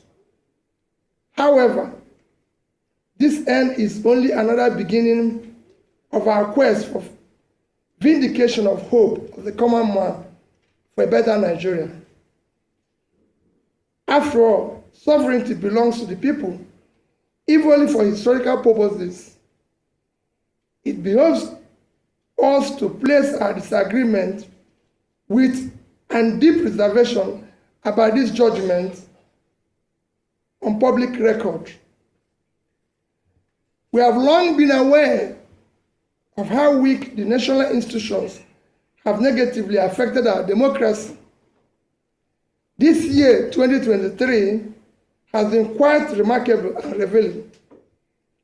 INEC displayed incompetence in the conduct of its statutory duties. The judiciary has largely acted in defiance of the constitutional tenets, precedents, and established ground rules. Political expediency has preceded judicial responsibility. A mechanical application of technicalities has superseded pursuit of justice and fairness. Both INEC and Supreme Court, as referees, respectively, shifted the goalposts in the middle of the game. Where the value and import of INEC and recent Supreme Court ruling ends is where our commitment to a new Nigeria begins. Our mission has been more about anchoring a new Nigeria, and it remains unchanged. It is a nation where things will work, where the country will be led from its present waste and consumption orientation to a production-driven economy. Our commitment is to a nation anchored on principles of prudent management of resources, to quickly pull millions out of multidimensional poverty, ensuring transparency and accountability in equitable distribution of opportunities, resources, privileges. In the new Nigeria, we aim to address all unmet needs by showing compassion for all those left behind by the present system. Going forward, we in Labour Party and the Obedient movement are now effectively in opposition. We are glad that the nation has heard us loud and clear. We shall now expand the confines of our message of hope to the rest of the country. We will meet the people in their places where they feel pain and answer the needs for hope. At marketplaces, motor parks, town halls, boardrooms, university and college campuses, we will carry and deliver the message of a new Nigeria.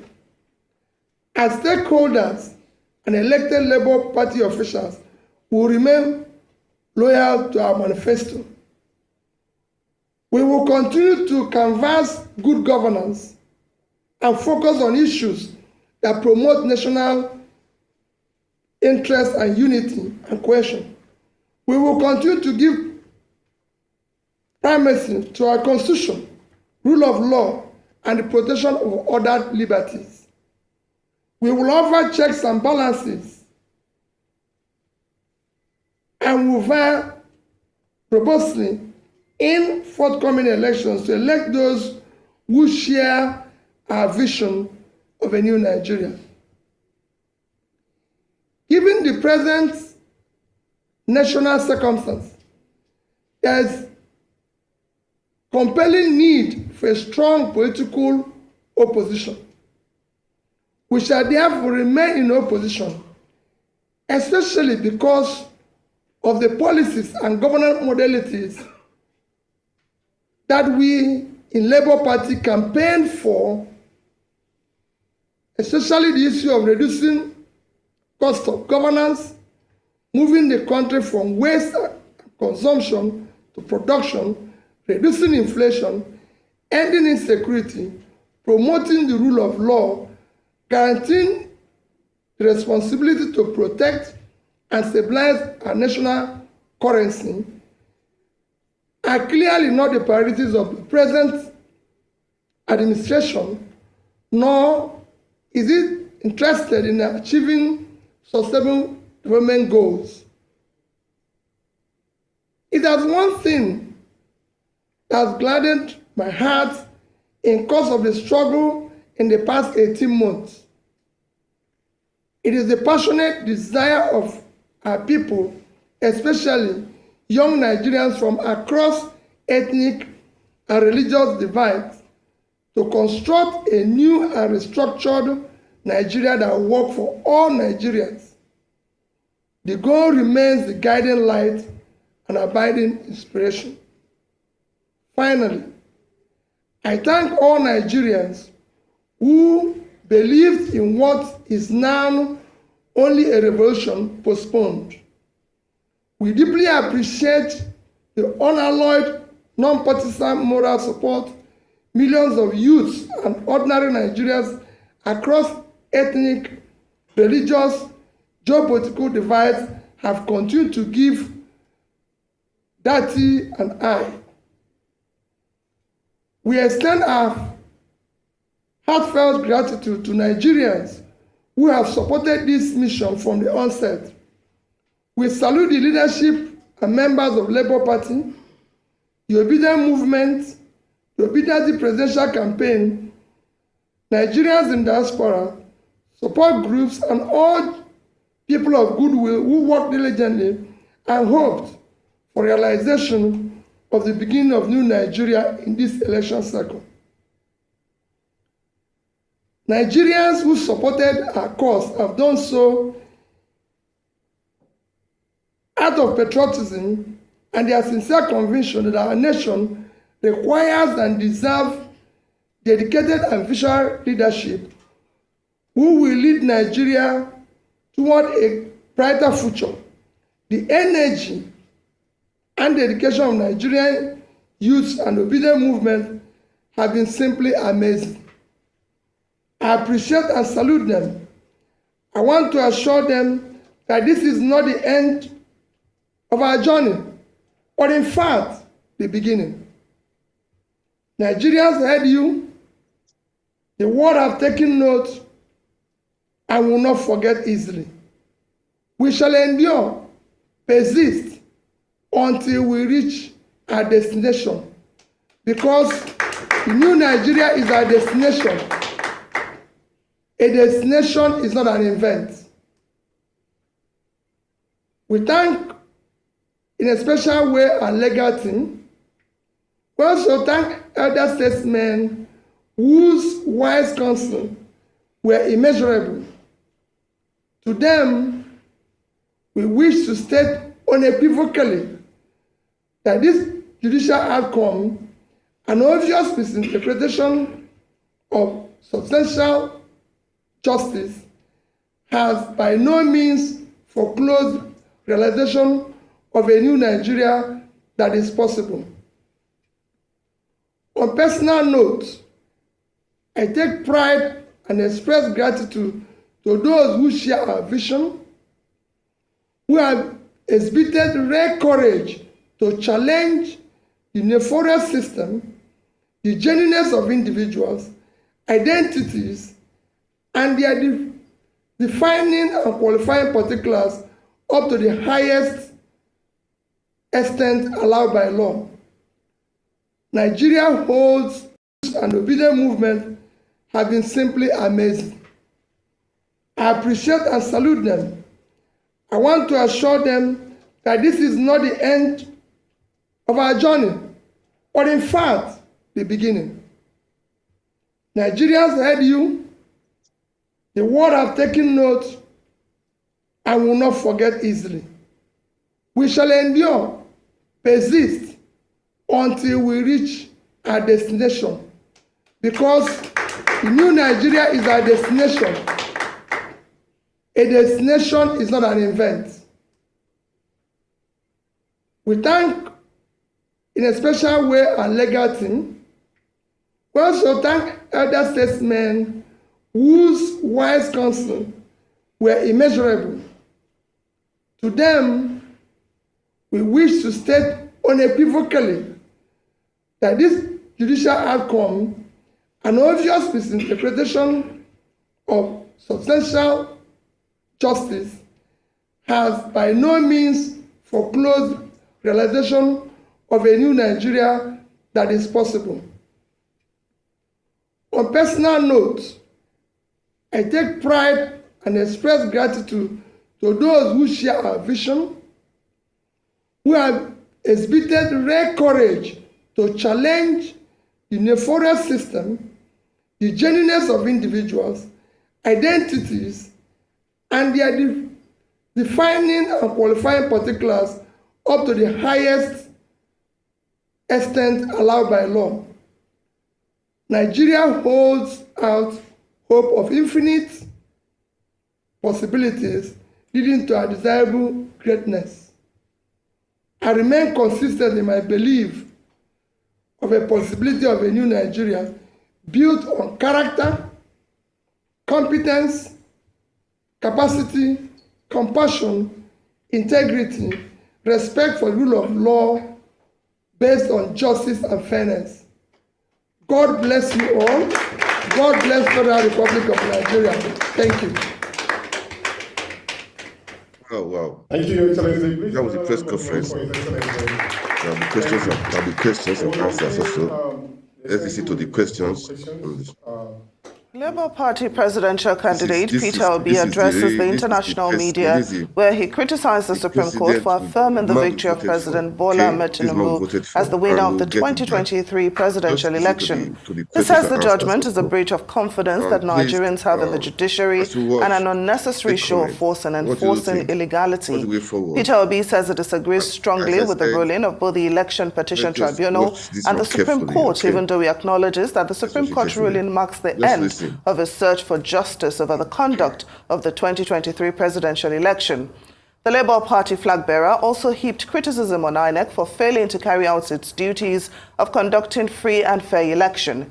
He, however, says his vision to unveil a new Nigeria that is productive, corruption-free, equitable and just remains intact. This, he believes, will be achieved by the Labour Party and the Obedient movement playing its role as a viable opposition party while calling for good governance, rule of law, offering checks and balances against the excesses of the present administration. Peter Obi ended his press conference by thanking all Nigerians who supported his candidacy, adding that the Supreme Court ruling only marks a revolution postponed as the struggle to build a new Nigeria continues.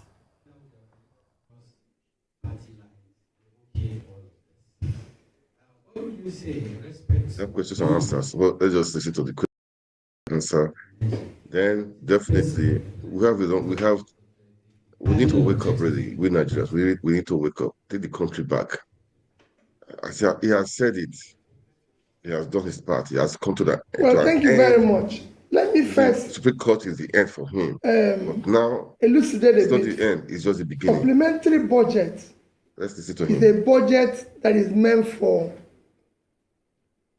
very important national welfare need of the people that is not captured originally in budget or does not have adequate funding. I'll give you an example. Nigeria today, we've read it in the past 1 week for United Nations World Food Organization that 26.5 million Nigerians will go hungry next year. This is an issue of national importance that we can go for supplementary budget. But we have a supplementary budget where we are mentioning issues of yachts, SUVs for First Lady's office, shows to the extent that this government is totally uncaring and we're in deep problem. It shouldn't be part of that. In fact, bringing in First Lady's office, which is not in our constitution, is even more troubling.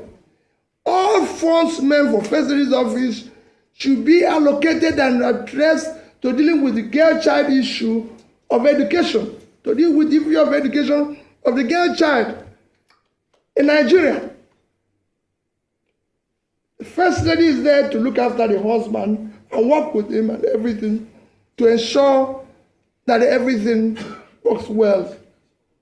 So for me, the other one you asked is the issue of SUV for National Assembly. Again, I can put it in the same basket that I put the earlier one. It's very troubling.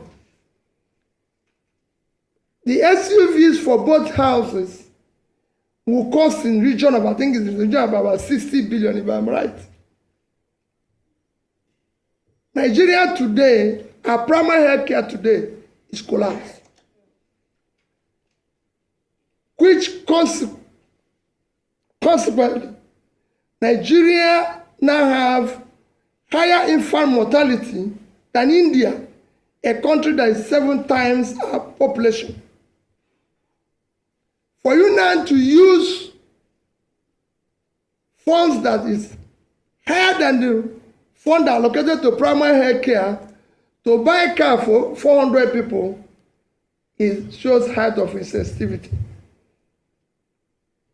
And we have a way we can buy a more competitive vehicle and everything for them, even from locally made, and most of them, sorry, even in the Senate, are people who already have cars.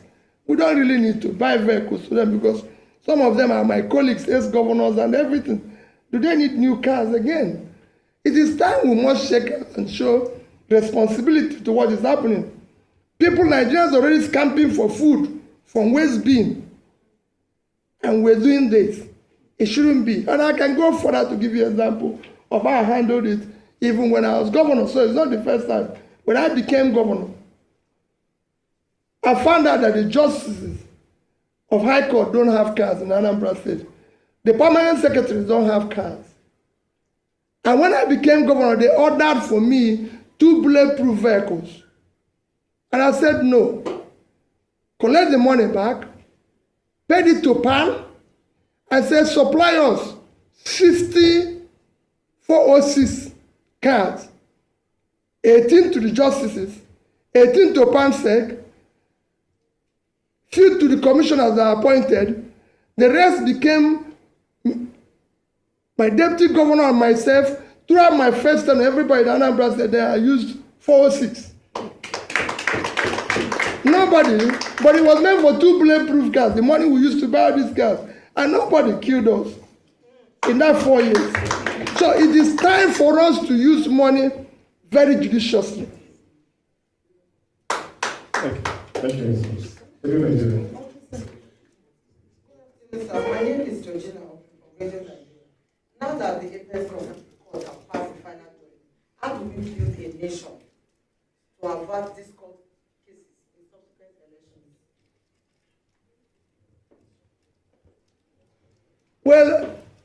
Well, as you can see, everybody have done now that all institutions are broken down. Like it's been now shown, it is now for all of us to work hard together to ensure that we save the country. Those who are in office do the right things. Those who are in opposition should ensure that the right things are done. And we will do so on our own part aggressively.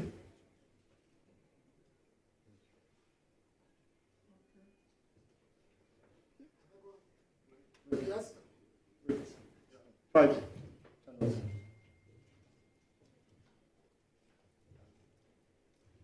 Excellency, my name is Friday. I work for Channels TV. I'd like to ask you, sir, the presidential candidate of the People's Democratic Party, when he also briefed on this same topic, the Supreme Court judgment, he made some recommendations. One of the recommendations that I can remember vividly now is this recommendation for a single term of 6 years on a reputational basis, reputational presidency.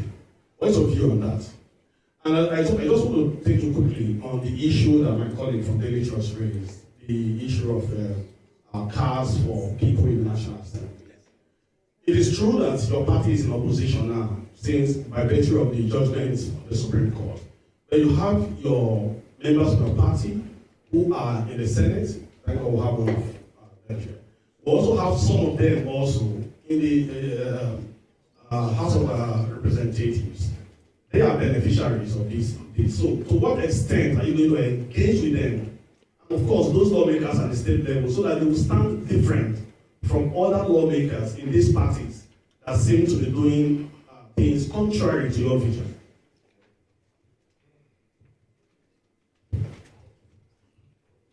Let me start with the issue of Labour Party members in the House. I've actually discussed this issue with them.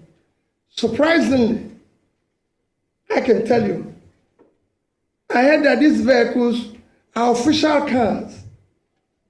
And I don't know, they have to use it. It's meant for official vehicle. So it's not as if it's their vehicle that is meant for official cars and everything. Because we can pay for it and say, listen, if it's your car, you return it or do something. But they said it's official cars. And that everybody is meant to do it. You're meant to use it while you're in the Senate. But you know how things work here. It's not going to be like that. But, so, what I say people is that It won't be if Labour, if we were in office, nobody would have contemplated such. And that's where we want to go from.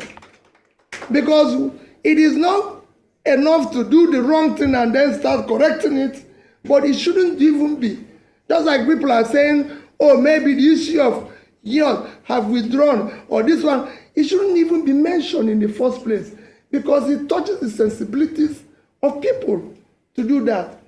On issue of the single tenor, we campaigned vigorously on issue of restructure and reform. So that is clear. And that would have included so many amendments to make this constitution be a workable and functional constitution that will be productive for Nigeria. Including in that would have been issue of single tenor. I thank Vice President Atiku Abubakar for his position and his commitment to ensure that things work better going forward in Nigeria. But I disagree slightly.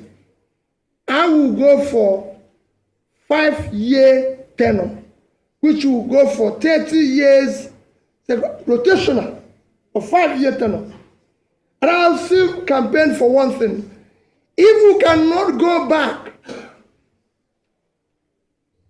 to the issue of parliamentary democracy, we must have a quasi system that will allow our leaders elected, whether prime minister or president, to be able to be part of the legislature, especially to answer questions, maybe presidential question time or prime minister question time, instead of hiring surrogates and people who are not elected, who have nothing to be canvassing and telling us stories.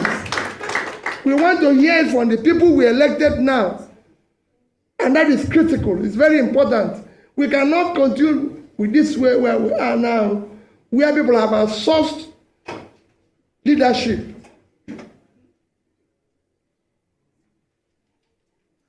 Thank you. Hello. Okay. Hello.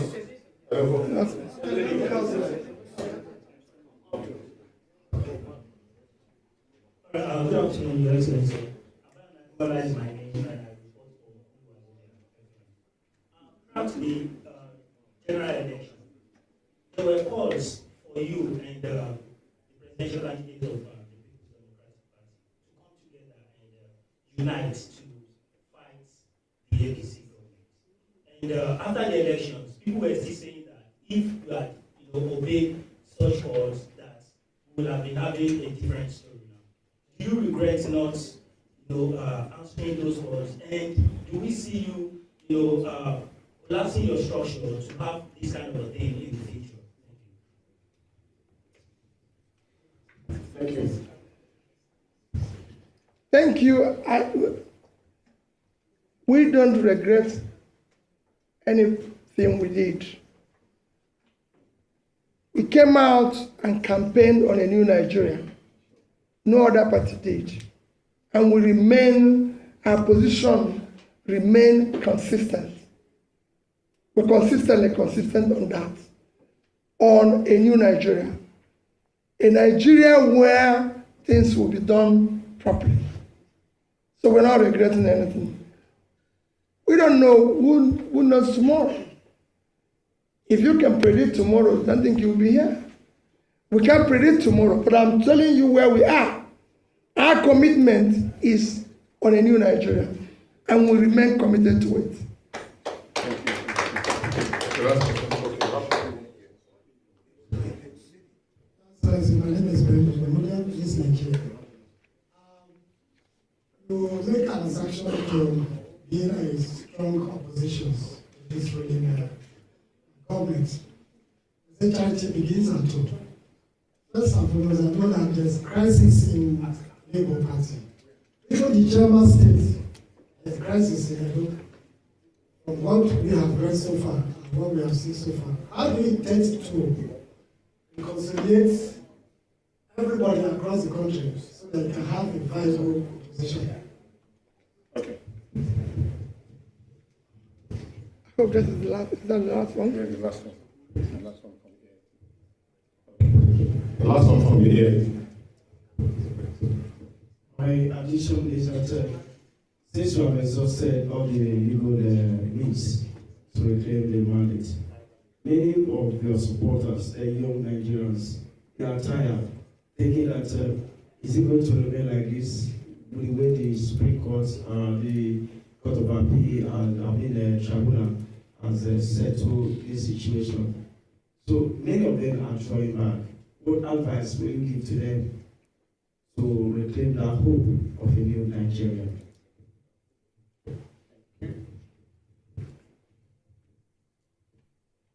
Well, thank you very much. That's what we just said. For us, it's a destination. We're committed to where we're going, and nothing will stop that. That is our commitment. And the question before that, where is the man who asked the question before that? On issue of our party. The leadership of our party is not in question. Like it is in every system, especially these are the troubling things that is happening in Nigeria, where people are trying to bring in divisions in other people's houses. The Supreme Court has said those who are leadership of our party, and is not based on judgment that is purchased or manipulated. It is based on the rule of law. That is this. This is what it is. And that will follow, and that will respect. And I assure you that in coming months, we will make the party stronger. We will build it.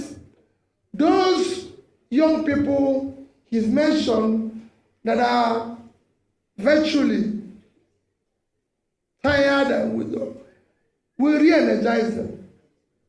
We'll make sure that they walk down the road. We'll make sure that we carry them along to our destination. We are committed to it.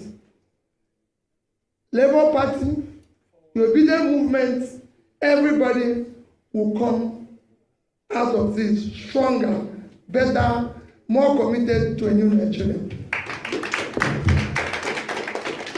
Thank you, sir. Thank you. Thank you very much, distinguished ladies and gentlemen, for your patience. Thank you.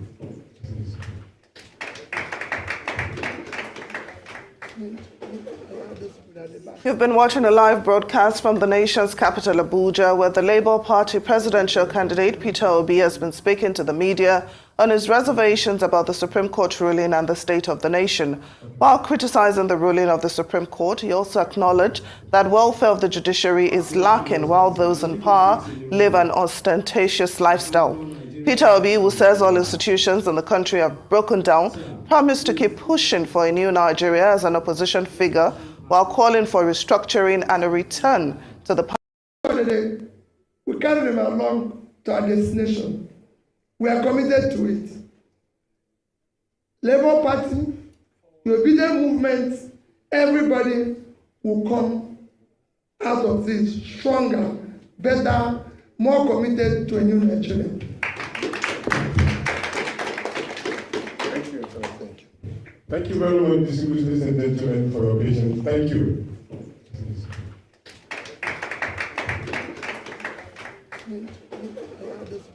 You've been watching a live broadcast from the nation's capital, Abuja, where the Labour Party presidential candidate Peter Obi has been speaking to the media on his reservations about the Supreme Court ruling and the state of the nation.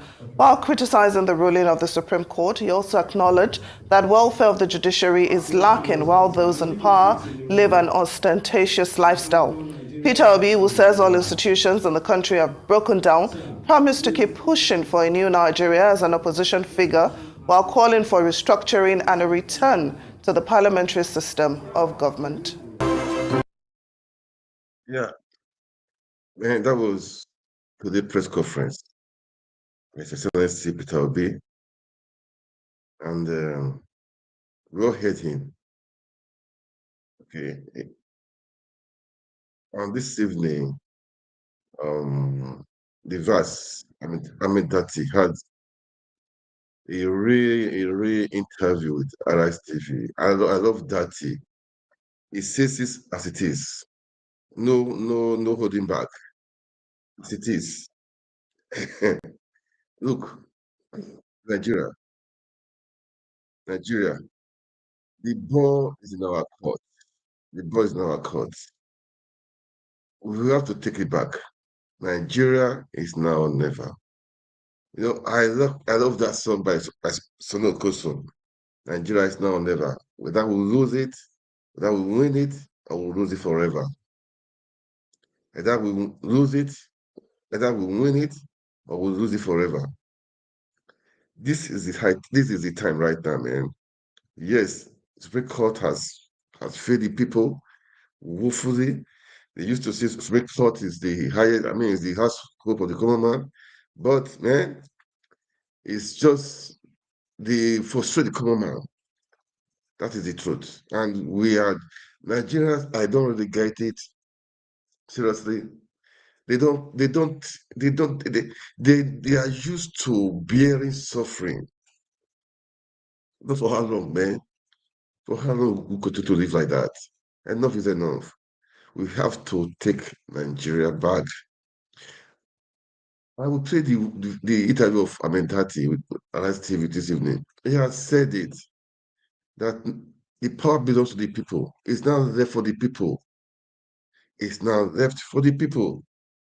Guys, let's help our country. Let's help our people. Let's help the people that are defenseless. We have the nation is over 200 million in population. Not just the few rascals that are doing as they are doing what they like, and it's just is you know, those in diaspora, we like diaspora, we think it's not, most of us think it's not really our business. But man, it's our business. And those people on ground in Nigeria, we really need to sit up and we need to do something, man. Uh, People are suffering.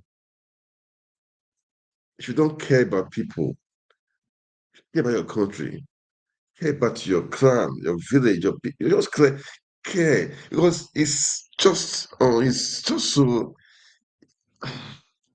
it's a pity. It's just a pity that uh, uh, uh, uh, uh, people are just managing, living with no hope.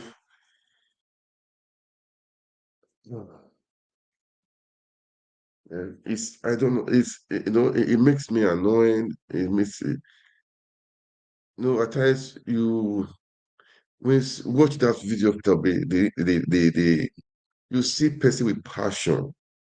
These are people with plans of how to take out people from poverty.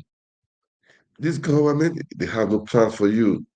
They are thinking of buying SUV, having yachts, buying SUVs for the first lady office. That's what they are interested in. Looting and looting. And these monies are borrowed money. Some are some not even borrowed. They pay on credit, hoping that they will pay with something, with crude oil in later day. It's pathetic. They are storing um it's like they are storing debt for the children, for the future generation. Let me tell you one thing. They say the youth owes tomorrow, or the youth are the death of tomorrow. No, it's not tomorrow. The youth are the death of now. We want it now. Look, these guys have been in power. They've been there for the past four. If you look at all of them, they've been in Senate, from Senate to governor, governor to Senate. They've been there in Senate. Then from there to minister. They've been there for good years. So where would the youth now enter? Now, youth is no longer for tomorrow. Youth now, the leaders of now. Youth, Nigerians, I don't know how to say it. We need to wake up. We need to wake up and change the system. Buhari and the rest, they were Minister of Petroleum when he was 20s. Governor when he was, I think, 30s. Most of this generation now from taking over affairs. What stops us? Must we be bowing to all these people? Must you be servant or a slave forever? How long are you going to live this life? That you just want to be, be dobale, just be worshiping people. This is annoying, man. It's just annoying. Let me play the video of Daddy. When you watch the video of Daddy, and if you don't have a rating, if you don't want to take your country back on your own, that means you need deliverance. I don't know who will deliver you. You need heavy, big deliverance. If you watch the video of Daddy and you still remain the same, you still be hoping for 227. That means, man, you don't care for yourself. You don't care for the life of your children. You don't care for the world you live in. You don't want to. You don't care. But that means, even if you're a beneficiary of what is happening, the corrupt system, the illegality, you have to sit down to think. Life, power comes and go. What will your legacy? What are you going to leave behind for your children, for the children unborn? Is it houses? Is it mansions? Built with. I'm not against all those stuff, man. Okay, it's nice, but built with stolen money. You should be proud that there is healthcare. You built a healthcare. You built schools for people in your village. This is what should be your pride. What you should be thinking. Okay, this is what I will do. I may have a foundation. Have scholarship, helping people. This is what to be thinking about. But some people, they just, I don't know, steal the money and they think that is just that is all that is all about. But anyway, if you watch the interview with Arise TV, Daddy, you are still um you are still saying, okay, let's wait 2027. I'm sorry for you, man. I pity for you.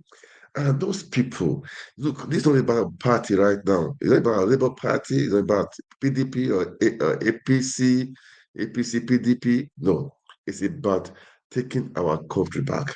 It's about doing the right thing. It's about having everybody have food on their table. It's about having good infrastructure. About having good education. About having good health sector. That is having good governance irrespective of who you are, from irrespective of your tribe or religion. This is what we are saying. This is what we want to. This is what we are saying. This is what we are preaching. Not having a government of irregularity. You came in there through irregularity, through rigging. Oh my God! Oh, thank God that he didn't say congratulations to him because you don't deserve it. You stole the rights of the people.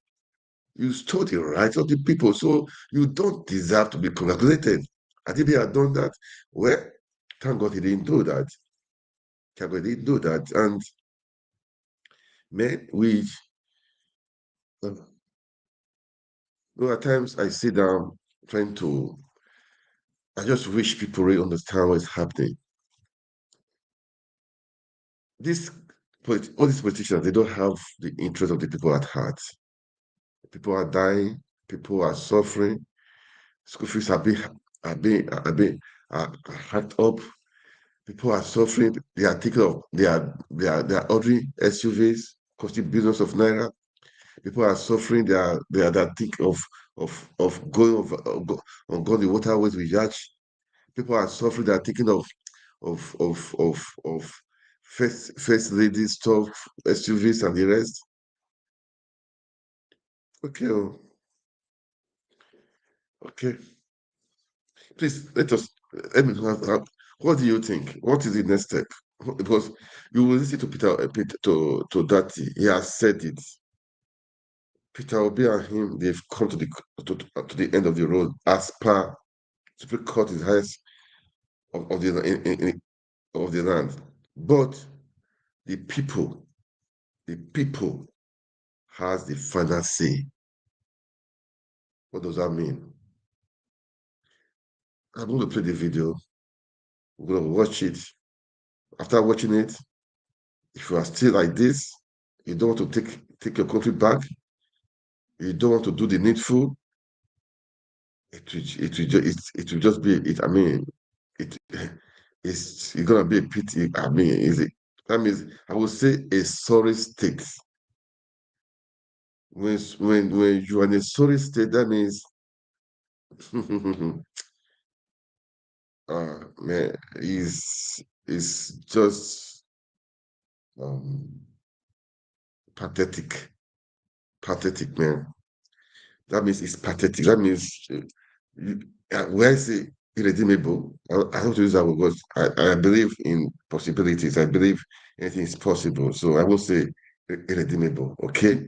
But if you watch the interview of Amindati, you are still saying, I'm from here. I'm from here. So I will support this person because I'm from here. You need deliverance, big deliverance. Because man, this what you are saying. I don't care from where you come from. If you can fix the country, when you come in legally, legitimately, fix the country. I don't care where you come from, man. I don't really care. That is the truth. Have the people at heart, man with integrity, man with vision, man that is ready to deliver, man with selfless service. That's what we're taking. That's what we're taking. That's what we're saying. That is why the Daddy and Peter Obi, the tag team was suit for Nigeria. Was suit for Nigeria. And I thank God for all the youth, all the obedience, how they came out to vote. Despite the threat, despite what happened, they came out. But the bar system, the system of criminality disappointed them, disappointed the youth. Now they go back to that share. Guys, we need to wake up. Don't go back to your share. You are a winner. Winners don't quit. Winners don't quit, and quitters don't win. You are a winner. Don't quit. Don't quit. Now is the time. Now is the time we take the country back. Now is the time, man. And Nigeria is blessed. We're so blessed. Really blessed, man. Blessed. Naturally, human resources abound everywhere in all sectors. So nothing can hold our country back. Nothing can stop us. Let's visit to Tati is interview with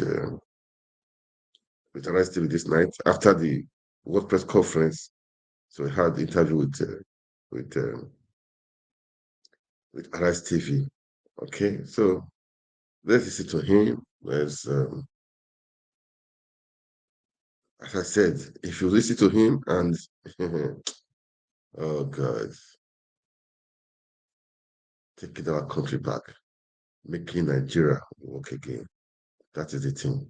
All right, guys, let's listen. But as you watch, please kindly like, share, make comments. What do you think, man? What do you think? That's what I say. What do you think?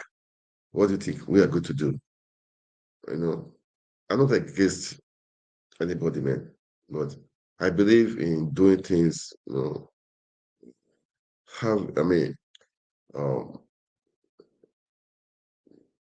doing things according to how it's supposed to be constitutionally. Okay, no regulation, no killings, no using of MC Romo and his cause and the rest of regulation to threaten people. We don't do that. We don't do that. Let's play this video, guys. Like, please, like the video, share, and make comments. All right. Let's watch.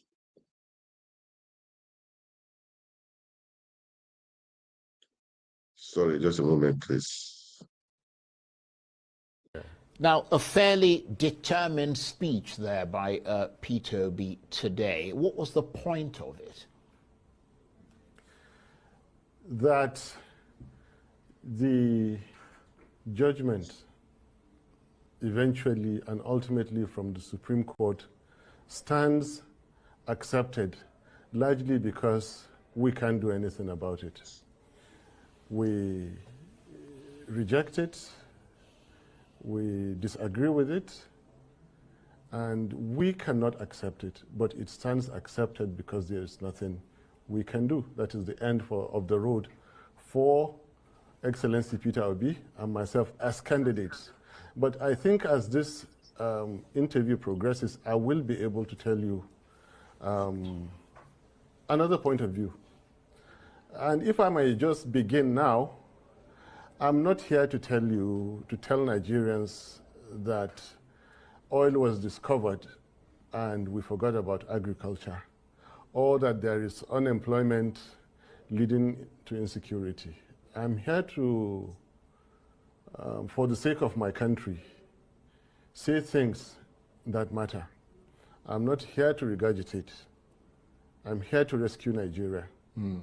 Well, let's move methodically in that regard, because before the swearing in of President Tinubu on May the 29th, I mean, to give this a bit of historical context, you were emphatic and clear and almost urgent in your call for Mr. Tinubu not to be sworn in. What were your fears and concerns? Because he's obviously been sworn in and the world hasn't come to an end, has it? Nigeria may come to an end if the world doesn't come to an end. But very valid question. I feared for Tinubu himself, for himself, from himself. I feared for the reputation of Nigeria. You see, the international profile of global leaders has risen astronomically, to the extent that royals even discipline their own. Look at the profiles of gentlemen like Xi Jinping of China, all across the world. All of a sudden, we were faced with the dilemma of having to present to the world who our own president to be was. And I was one of those who knew that the answers were not good. The whole country would be put to shame. The last time I spoke, I nearly brought Tinubu's ambition to a screeching halt. This is evident by the events that followed immediately afterwards. One minister wrote the DSS on his company's stationery. I don't know how that is possible. And another minister, skipped ECOWAS, skipped AU, and went all the way to Washington to report me. And Nobel laureate, a very, very senior citizen, inviting me to a national debate.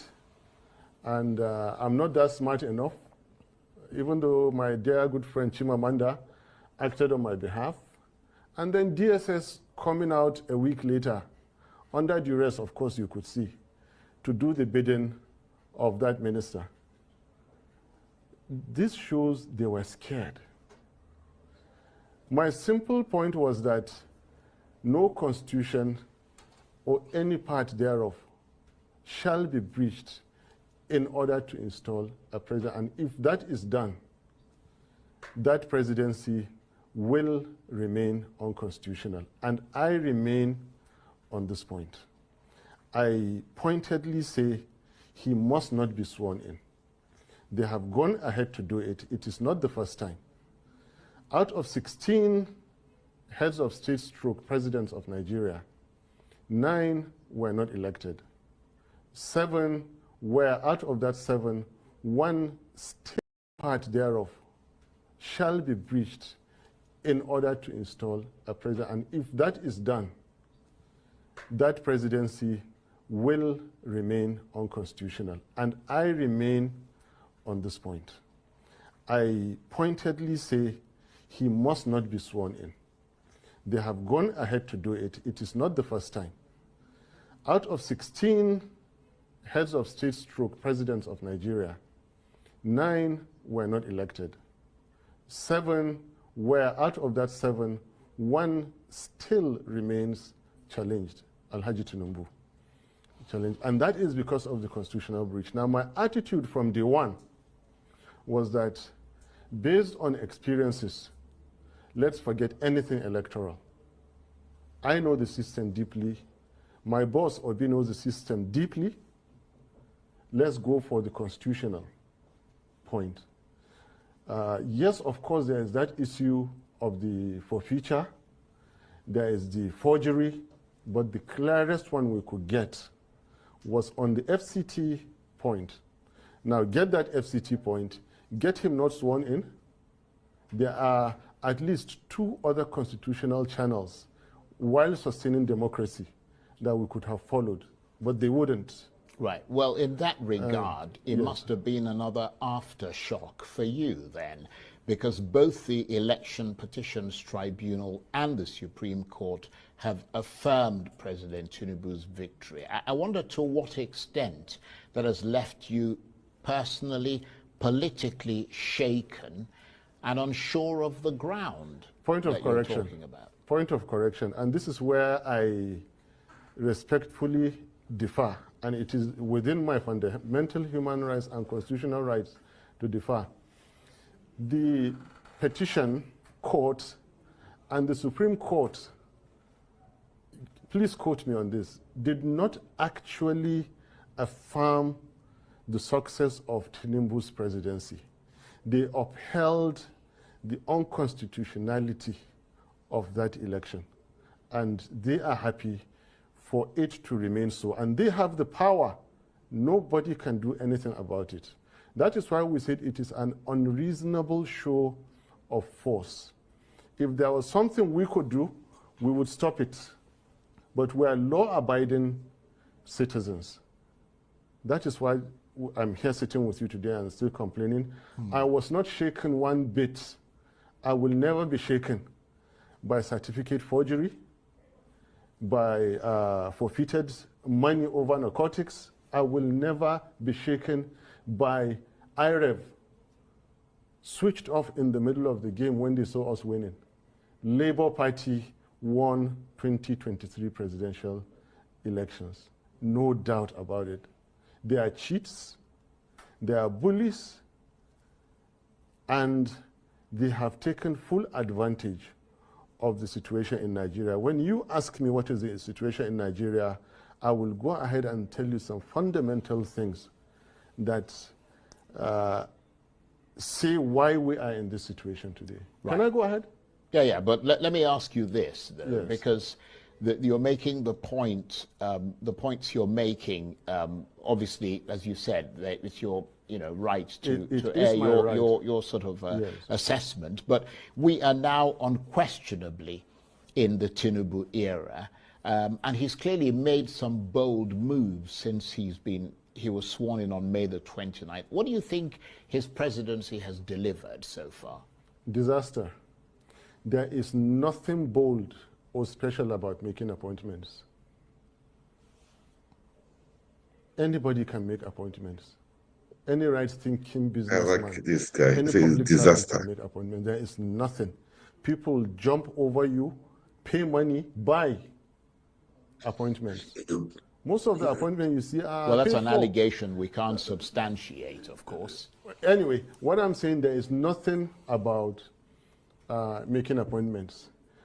You should be talking about the Naira has fallen down to 1,250. You should be speaking about 26 Nigerian soldiers that were killed in neighboring Niger State, something that has never happened in all Nigerian military missions throughout Africa. Nigerian military are dreaded because they are good, they are professional, yet in our backyard they kill our soldiers under Tinubu. What is bold in having your soldiers being killed?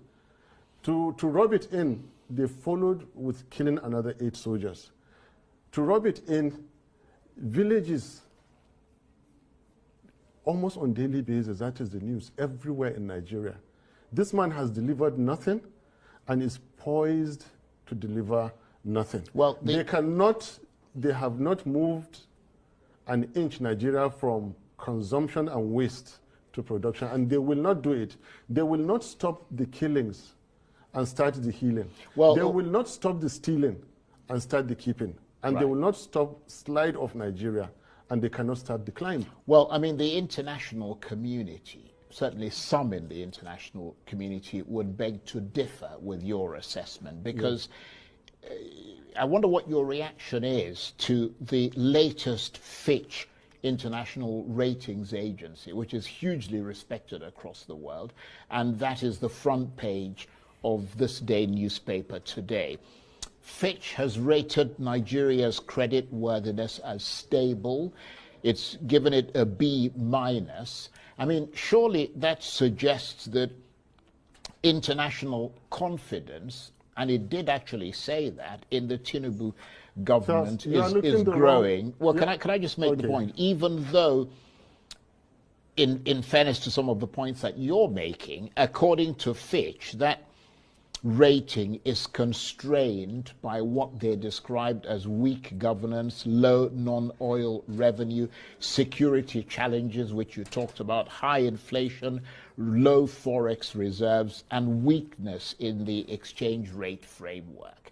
Nevertheless, for somebody who just started in office about 5-6 months ago, to have that kind of rating from... I have a lot to say. Yeah, go ahead. To have that kind of rating is pretty impressive, isn't it? Charles, it would have been more productive if you listen to Nigerians on the streets. More productive if you go into the villages and find out from those whose families are abducted. Find out from average Nigerian worker when they go to buy foodstuff in the market. Not Fitch. Fitch don't know you. They don't know Nigerians. They don't know. Look, I live on statistics. I eat, I sleep statistics. So does Obi. We create statistics. Yeah, really. But Fitch are the people who give... Are you forgetting... Who impress the international community to bring their investment into this country? Are you forgetting the likes of Fitch and those rating agencies are those who were largely responsible for the 2008-9 financial crisis? But look, let's not go into those lines. Let's come back to Nigeria. All I'm telling you, you're looking the wrong way. If you want to know what's happening in Nigeria, come to us in Nigeria and don't read those statistics because they are misleading. They always speak about growth. It's not growth actually that matters, those figures that give you, because there is nothing as misleading as far as welfare is concerned as growth. The stethoscope you use in measuring the heartbeat of an elephant, for example, China, cannot be the same one you use to measure the heartbeat of a rat. Smaller countries, I won't call any country a rat. Do you understand? Leave that aside. Let's come back to Nigeria and speak about what is happening in our streets, in our villages, in our markets. These people have not done any bold step. The only bold thing they did was to shut down IREV. The only bold thing they did was to misapply force on the weak Nigerian institutions that we have. Now, ask this question. For someone that has been playing God, in quotes, for such a long time like Alhaji Tinubu, and it is time for a mortal, like maybe Obi, or somebody to put him in his right place. for someone who has wielded so much power in a country like Nigeria, where is that power in the last 6 months for them to apply in our welfare and our security? They cannot do it.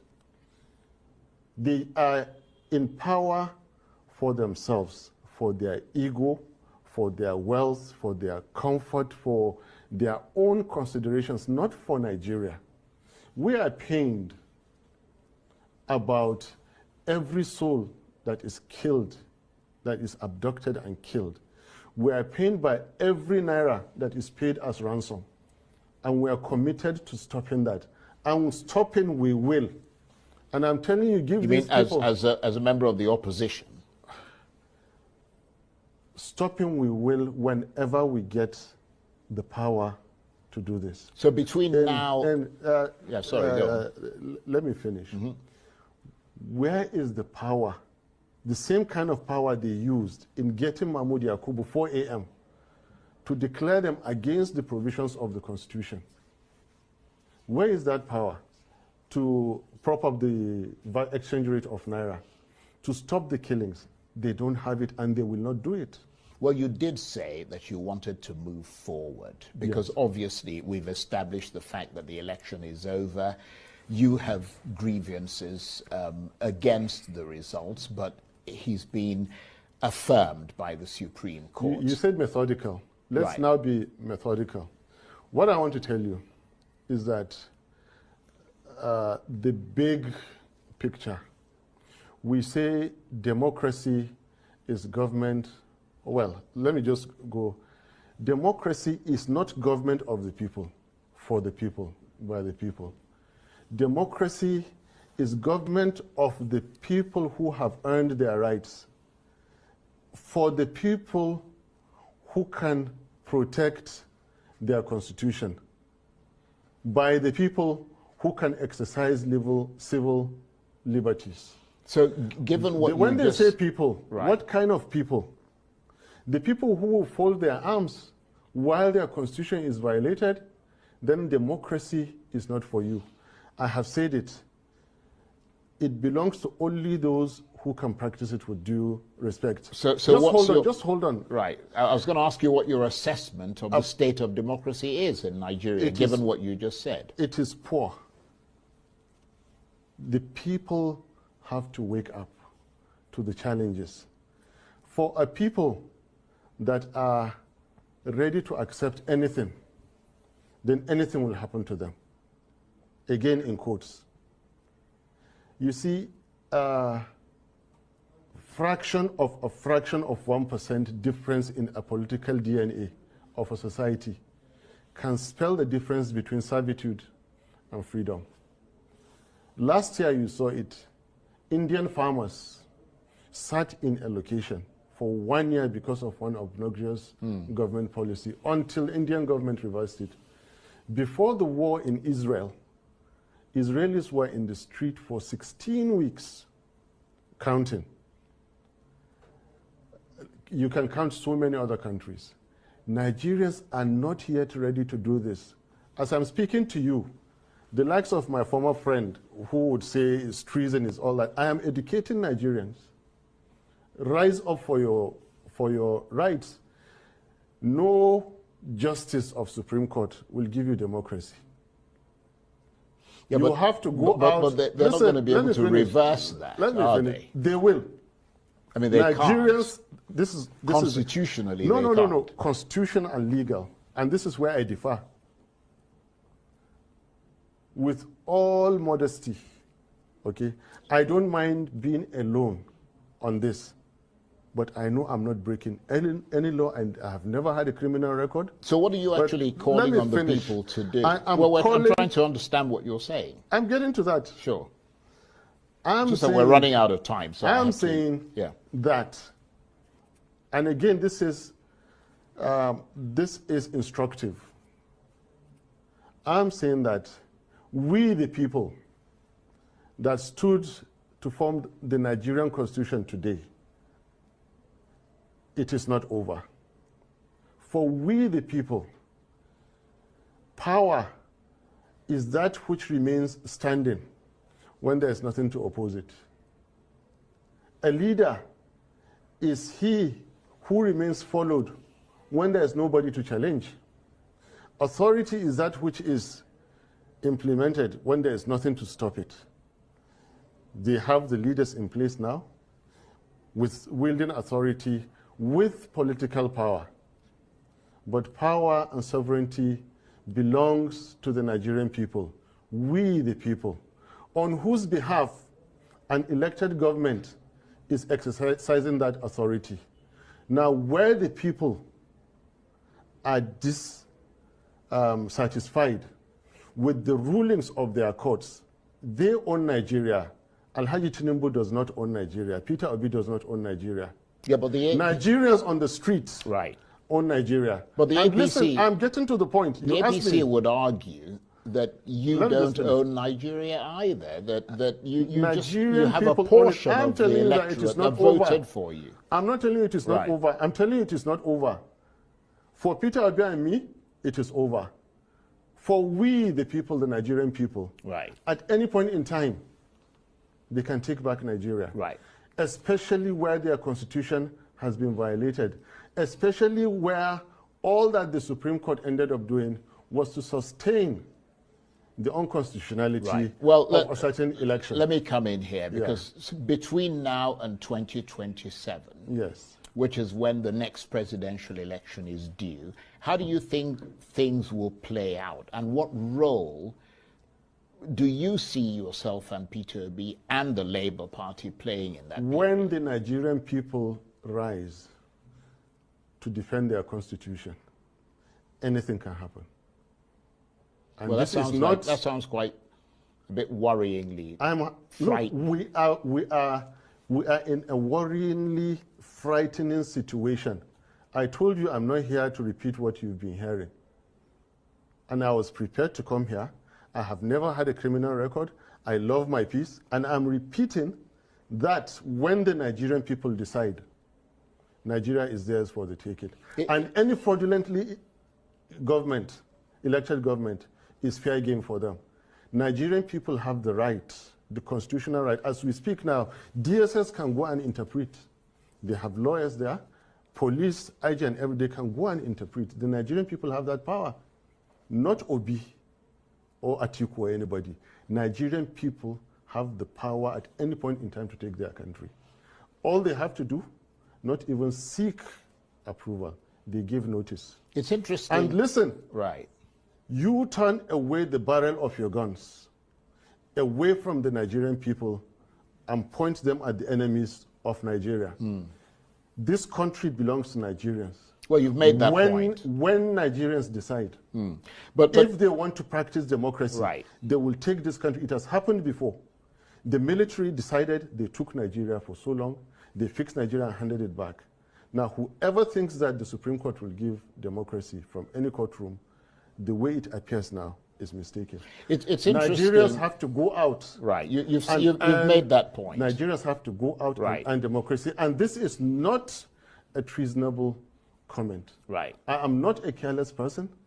I have never. So you've thought the things you're saying through. I thought it through very, very well. Well, this is the Constitution is made by Nigerian people.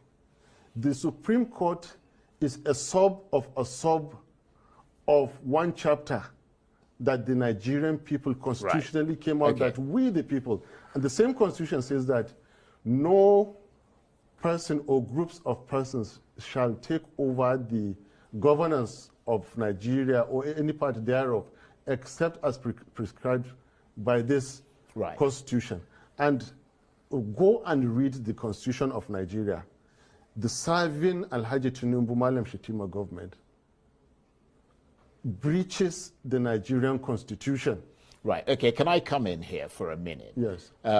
Because you mentioned Kashim Shettima. Your brother, the spokesman of the Northern Elders Forum, Hakeem Baba Ahmed, is of course now serving as a special advisor on political matters to the Vice President Kashim Shettima, which means that he might have to help Mr. Shettima to devise a strategy for dealing with political opponents such as yourself, his brother. Does that rub you up the wrong way, given all the things you've just said about that government? Your own brother is now working for them? Charles, I am after the government. I'm not after appointment. I am after the president and the vice president who were fraudulently elected, unconstitutionally elected. I cannot come down to speak about any appointment. He is by far my senior brother. So there's no way to say he's an adult or he has his own rights or his own life to live. Our politics are completely detached. And in fact, it is his boss I know, not him. And his boss, since you brought this question, he is not exactly a responsible gentleman. With all the things they've been doing, now you brought up this issue, I didn't want to talk about it. You see, they attempted something on my safety, on my security, and I was able to find out 10 minutes to time. And God's so kind, I was able to avoid. They tried any appointment. He is by far my senior brother. So there's no way to say he's an adult or he has his own rights or his own life to live. Our politics are completely detached. And in fact, it is his boss I know, not him. And his boss, since you brought this question, he is not exactly a responsible gentleman. With all the things they've been doing, now you brought up this issue, I didn't want to talk about it. You see, they attempted something on my safety, on my security, and I was able to find out 10 minutes to time. And God's so kind, I was able to avoid. They tried to get me into one of those yellow houses down the road, get people to come and arrest me there, and use that to rig the judgment. I became so inquisitive, and I dodged within 10 minutes, only for me to come and find out, based on strong suspicion, where it came from. And with what I see, then the strangulations in Lagos in the past, yes, they happened, and they were for a reason. The people gunned down in Borno State, it happened, and yes, it was for a reason. I think Peter Obi and myself have been lucky to have stood today to give that press conference.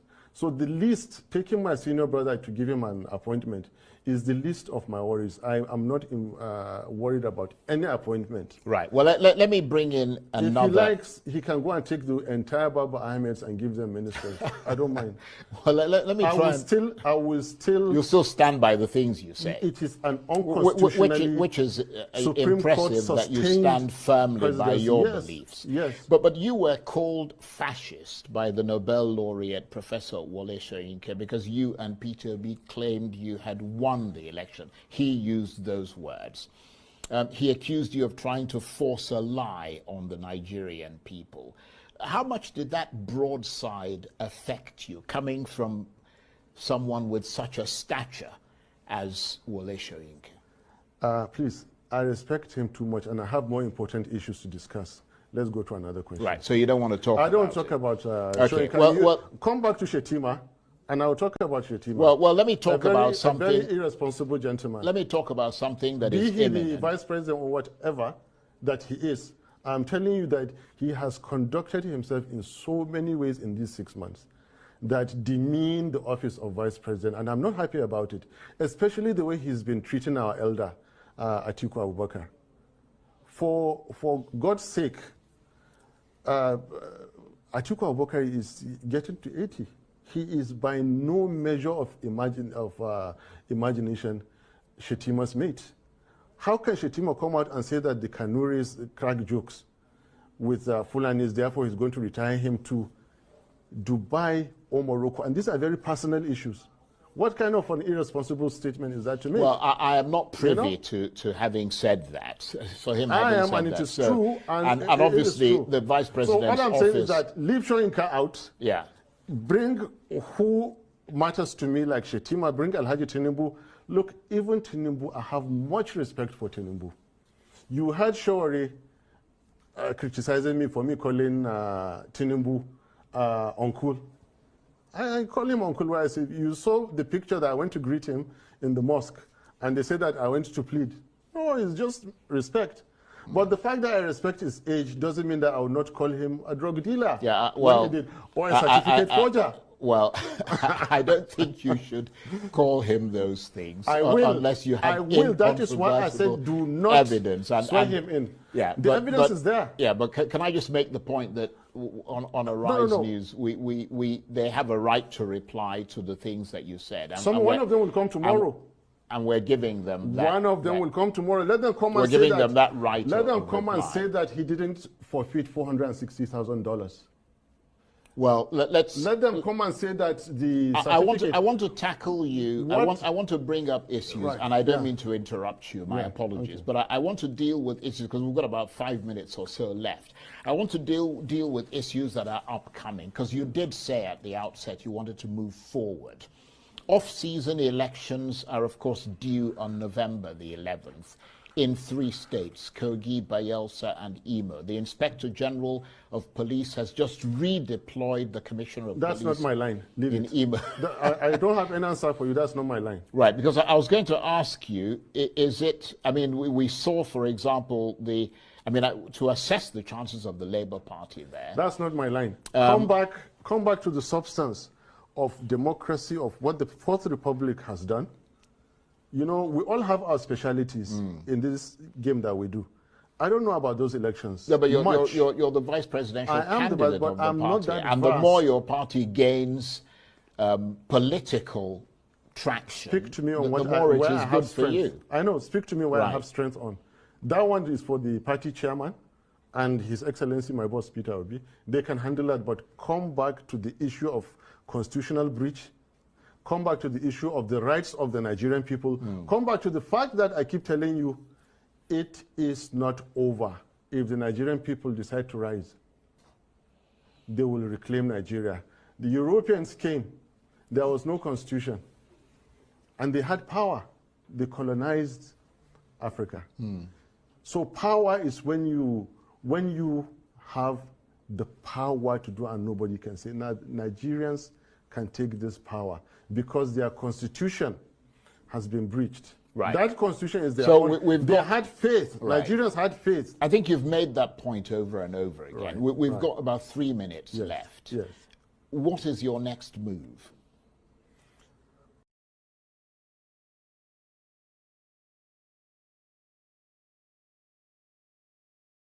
Wow.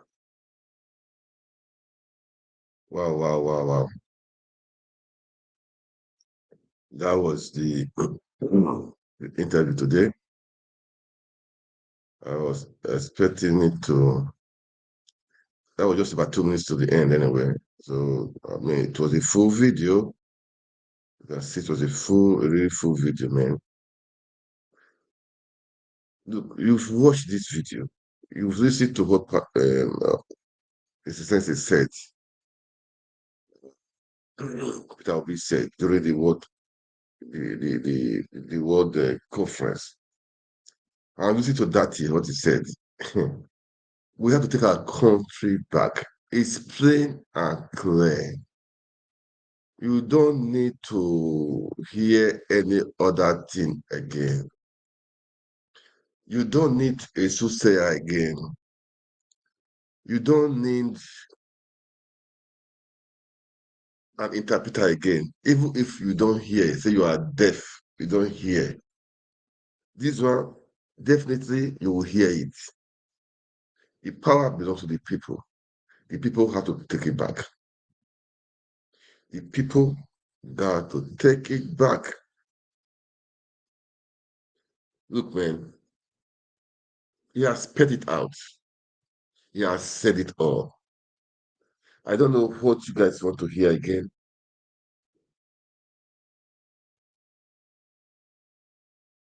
We should not condone irregularity. For how long should we be living like that? We should not condone illegality. Nigeria is blessed. Nigeria is blessed. Nigeria is blessed. He has said it. No censorship. He has said it plain and clear. Supreme Court has failed the people. Number one, INEC failed the people. From there, Supreme Court failed the people. Now, Nigeria, the power belongs to you. The people owns the power. They have the right to take anything back they want to take back. That's what I have to say. You've heard me. I will make this rebroadcast again. I'm going to do it, this rebroadcast. I want it to sink to everybody's ear. First of all, I played the President Obi's press conference. The press conference, you heard it, what he said. After that, I played Dati. Dati, you heard what he said. Nigerians are used to bearing, suffering, complaining in silence. Complain out. Complain out. Stop complaining inside. Stop killing yourself. Stop. People are jumping to the lagoon. People are hurting themselves. People are suffering. School fees are being hiked. And meanwhile, the salary is the same. The jobs for people, they are silent.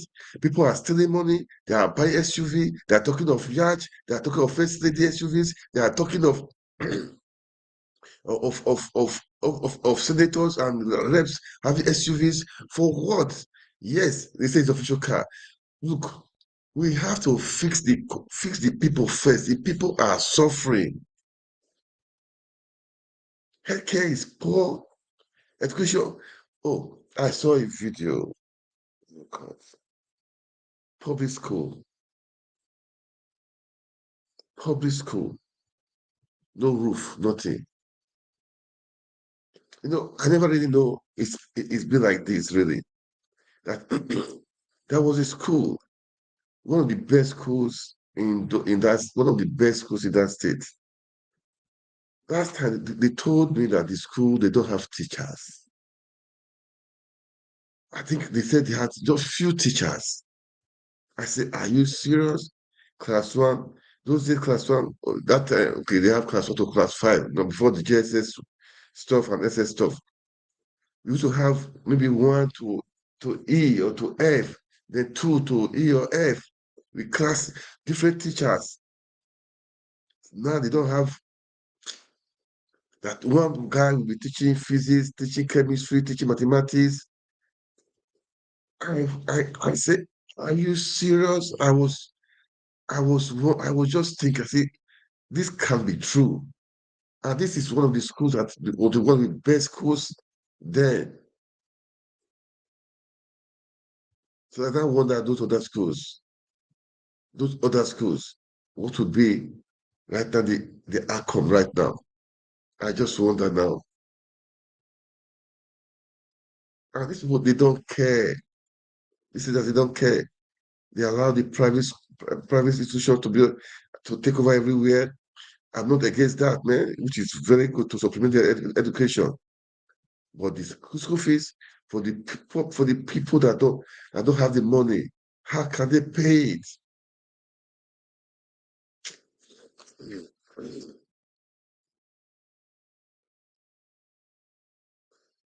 Look, guys, defend your constitution. The voice of the people is the highest constitution. It surpassed the court, the Supreme Court. If the country is doing well, it depends on you. If the country is doing bad, it depends on you. Stop blaming the politicians because you have the power to change what you want to change. Enough is enough. You have the power to change what you want to change. Enough is enough. All those in diaspora, those obedient, please, now is the time. If you don't give up, if you don't lose hope, the battle has just begun. We heard Excellence Peter Obi saying that the battle has just begun. This is just about 18 months. The battle has been just about 18 months. And we've done excellently well. Kudos to everyone, but we should not give up. We should not give up. That is the slogan right now, taking our country back, making Nigeria work again. The voice of the people must be heard. It must be heard. And it will be heard. It will be heard.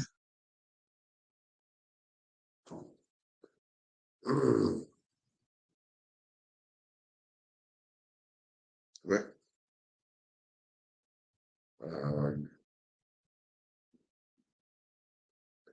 let me say one thing. What we are doing is not personal thing. It's not for personal interest. I don't know Peter Obi. I don't know anybody in the Labour Party. I don't care to. I don't want to know those people. I don't really. For me, I don't belong to any of. I don't. I don't know.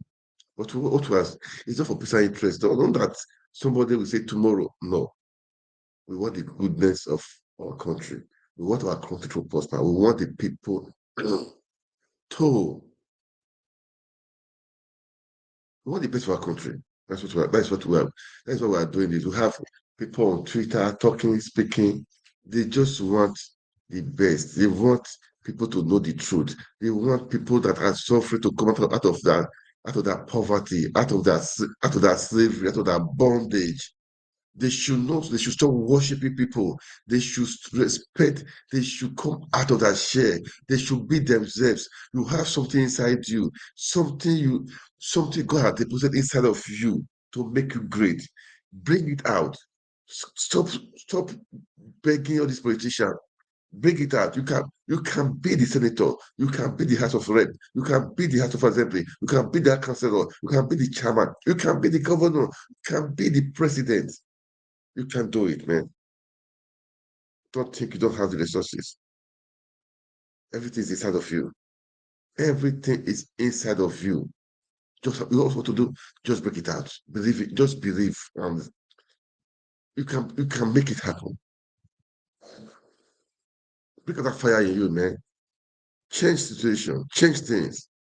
Change the country. Change things. Change the system around you. You've suffered for too long.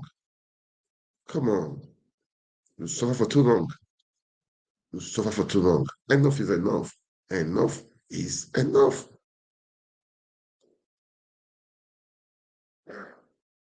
According to that senator, you don't be lying. If you talk, you die. If you don't talk, you die. So just talk. Talk. Quiet, you are dying, you are killing yourself, jump into the lagoon.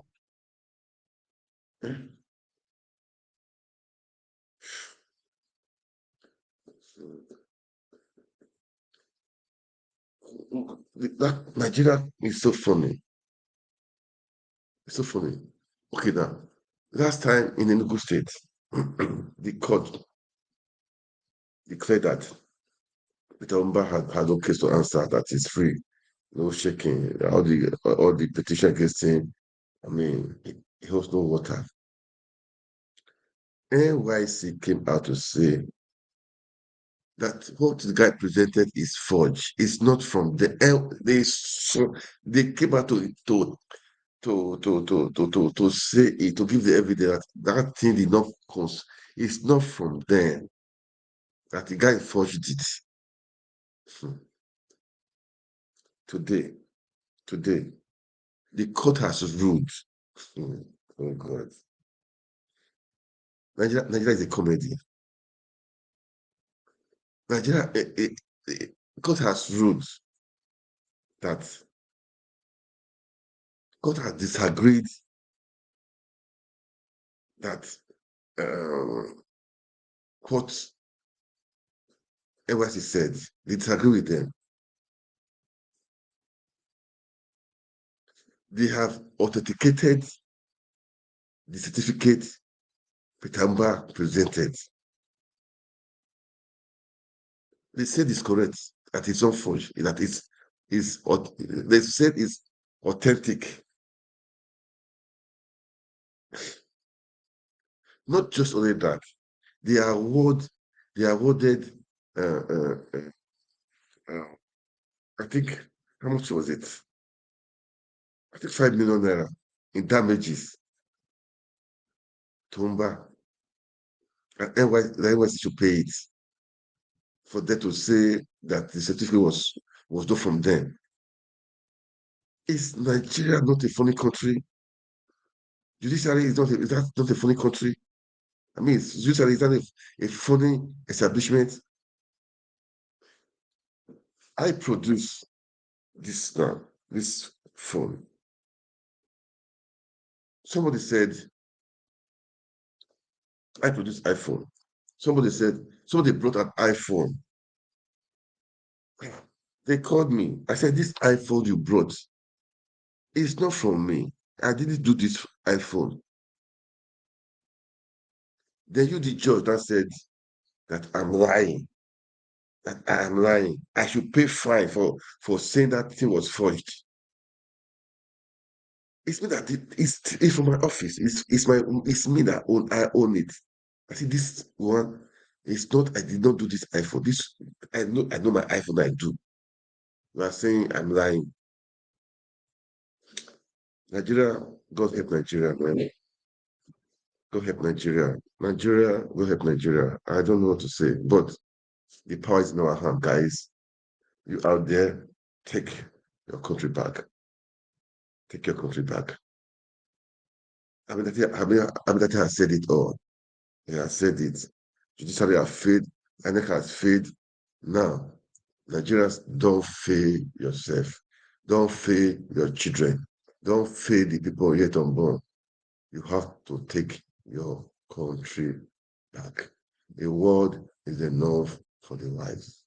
With this, I'll call it a day. God bless you. God bless Nigeria. Definitely, I will make a broadcast of this. I want you to like, share, make comments. What do we do next? What is the next step? What do we do next? We have to take our country back. They have said it all. They have come to the climax. Supreme Court has ruled. We don't trust. They failed. They have failed. They have failed. But the power belongs to the people. It's in the Constitution. The power belongs to the people. What are you going to do? What? Make your comment, okay? I want to see comments. I want to see comments before tomorrow evening. I want to see a lot of comments. What are we going to do? What do you think you can do? That is it. Make the comments and let's make it work. We have to make it work. All right? All right, guys. I will go right now. So that's it for today. God bless you. God bless Nigeria.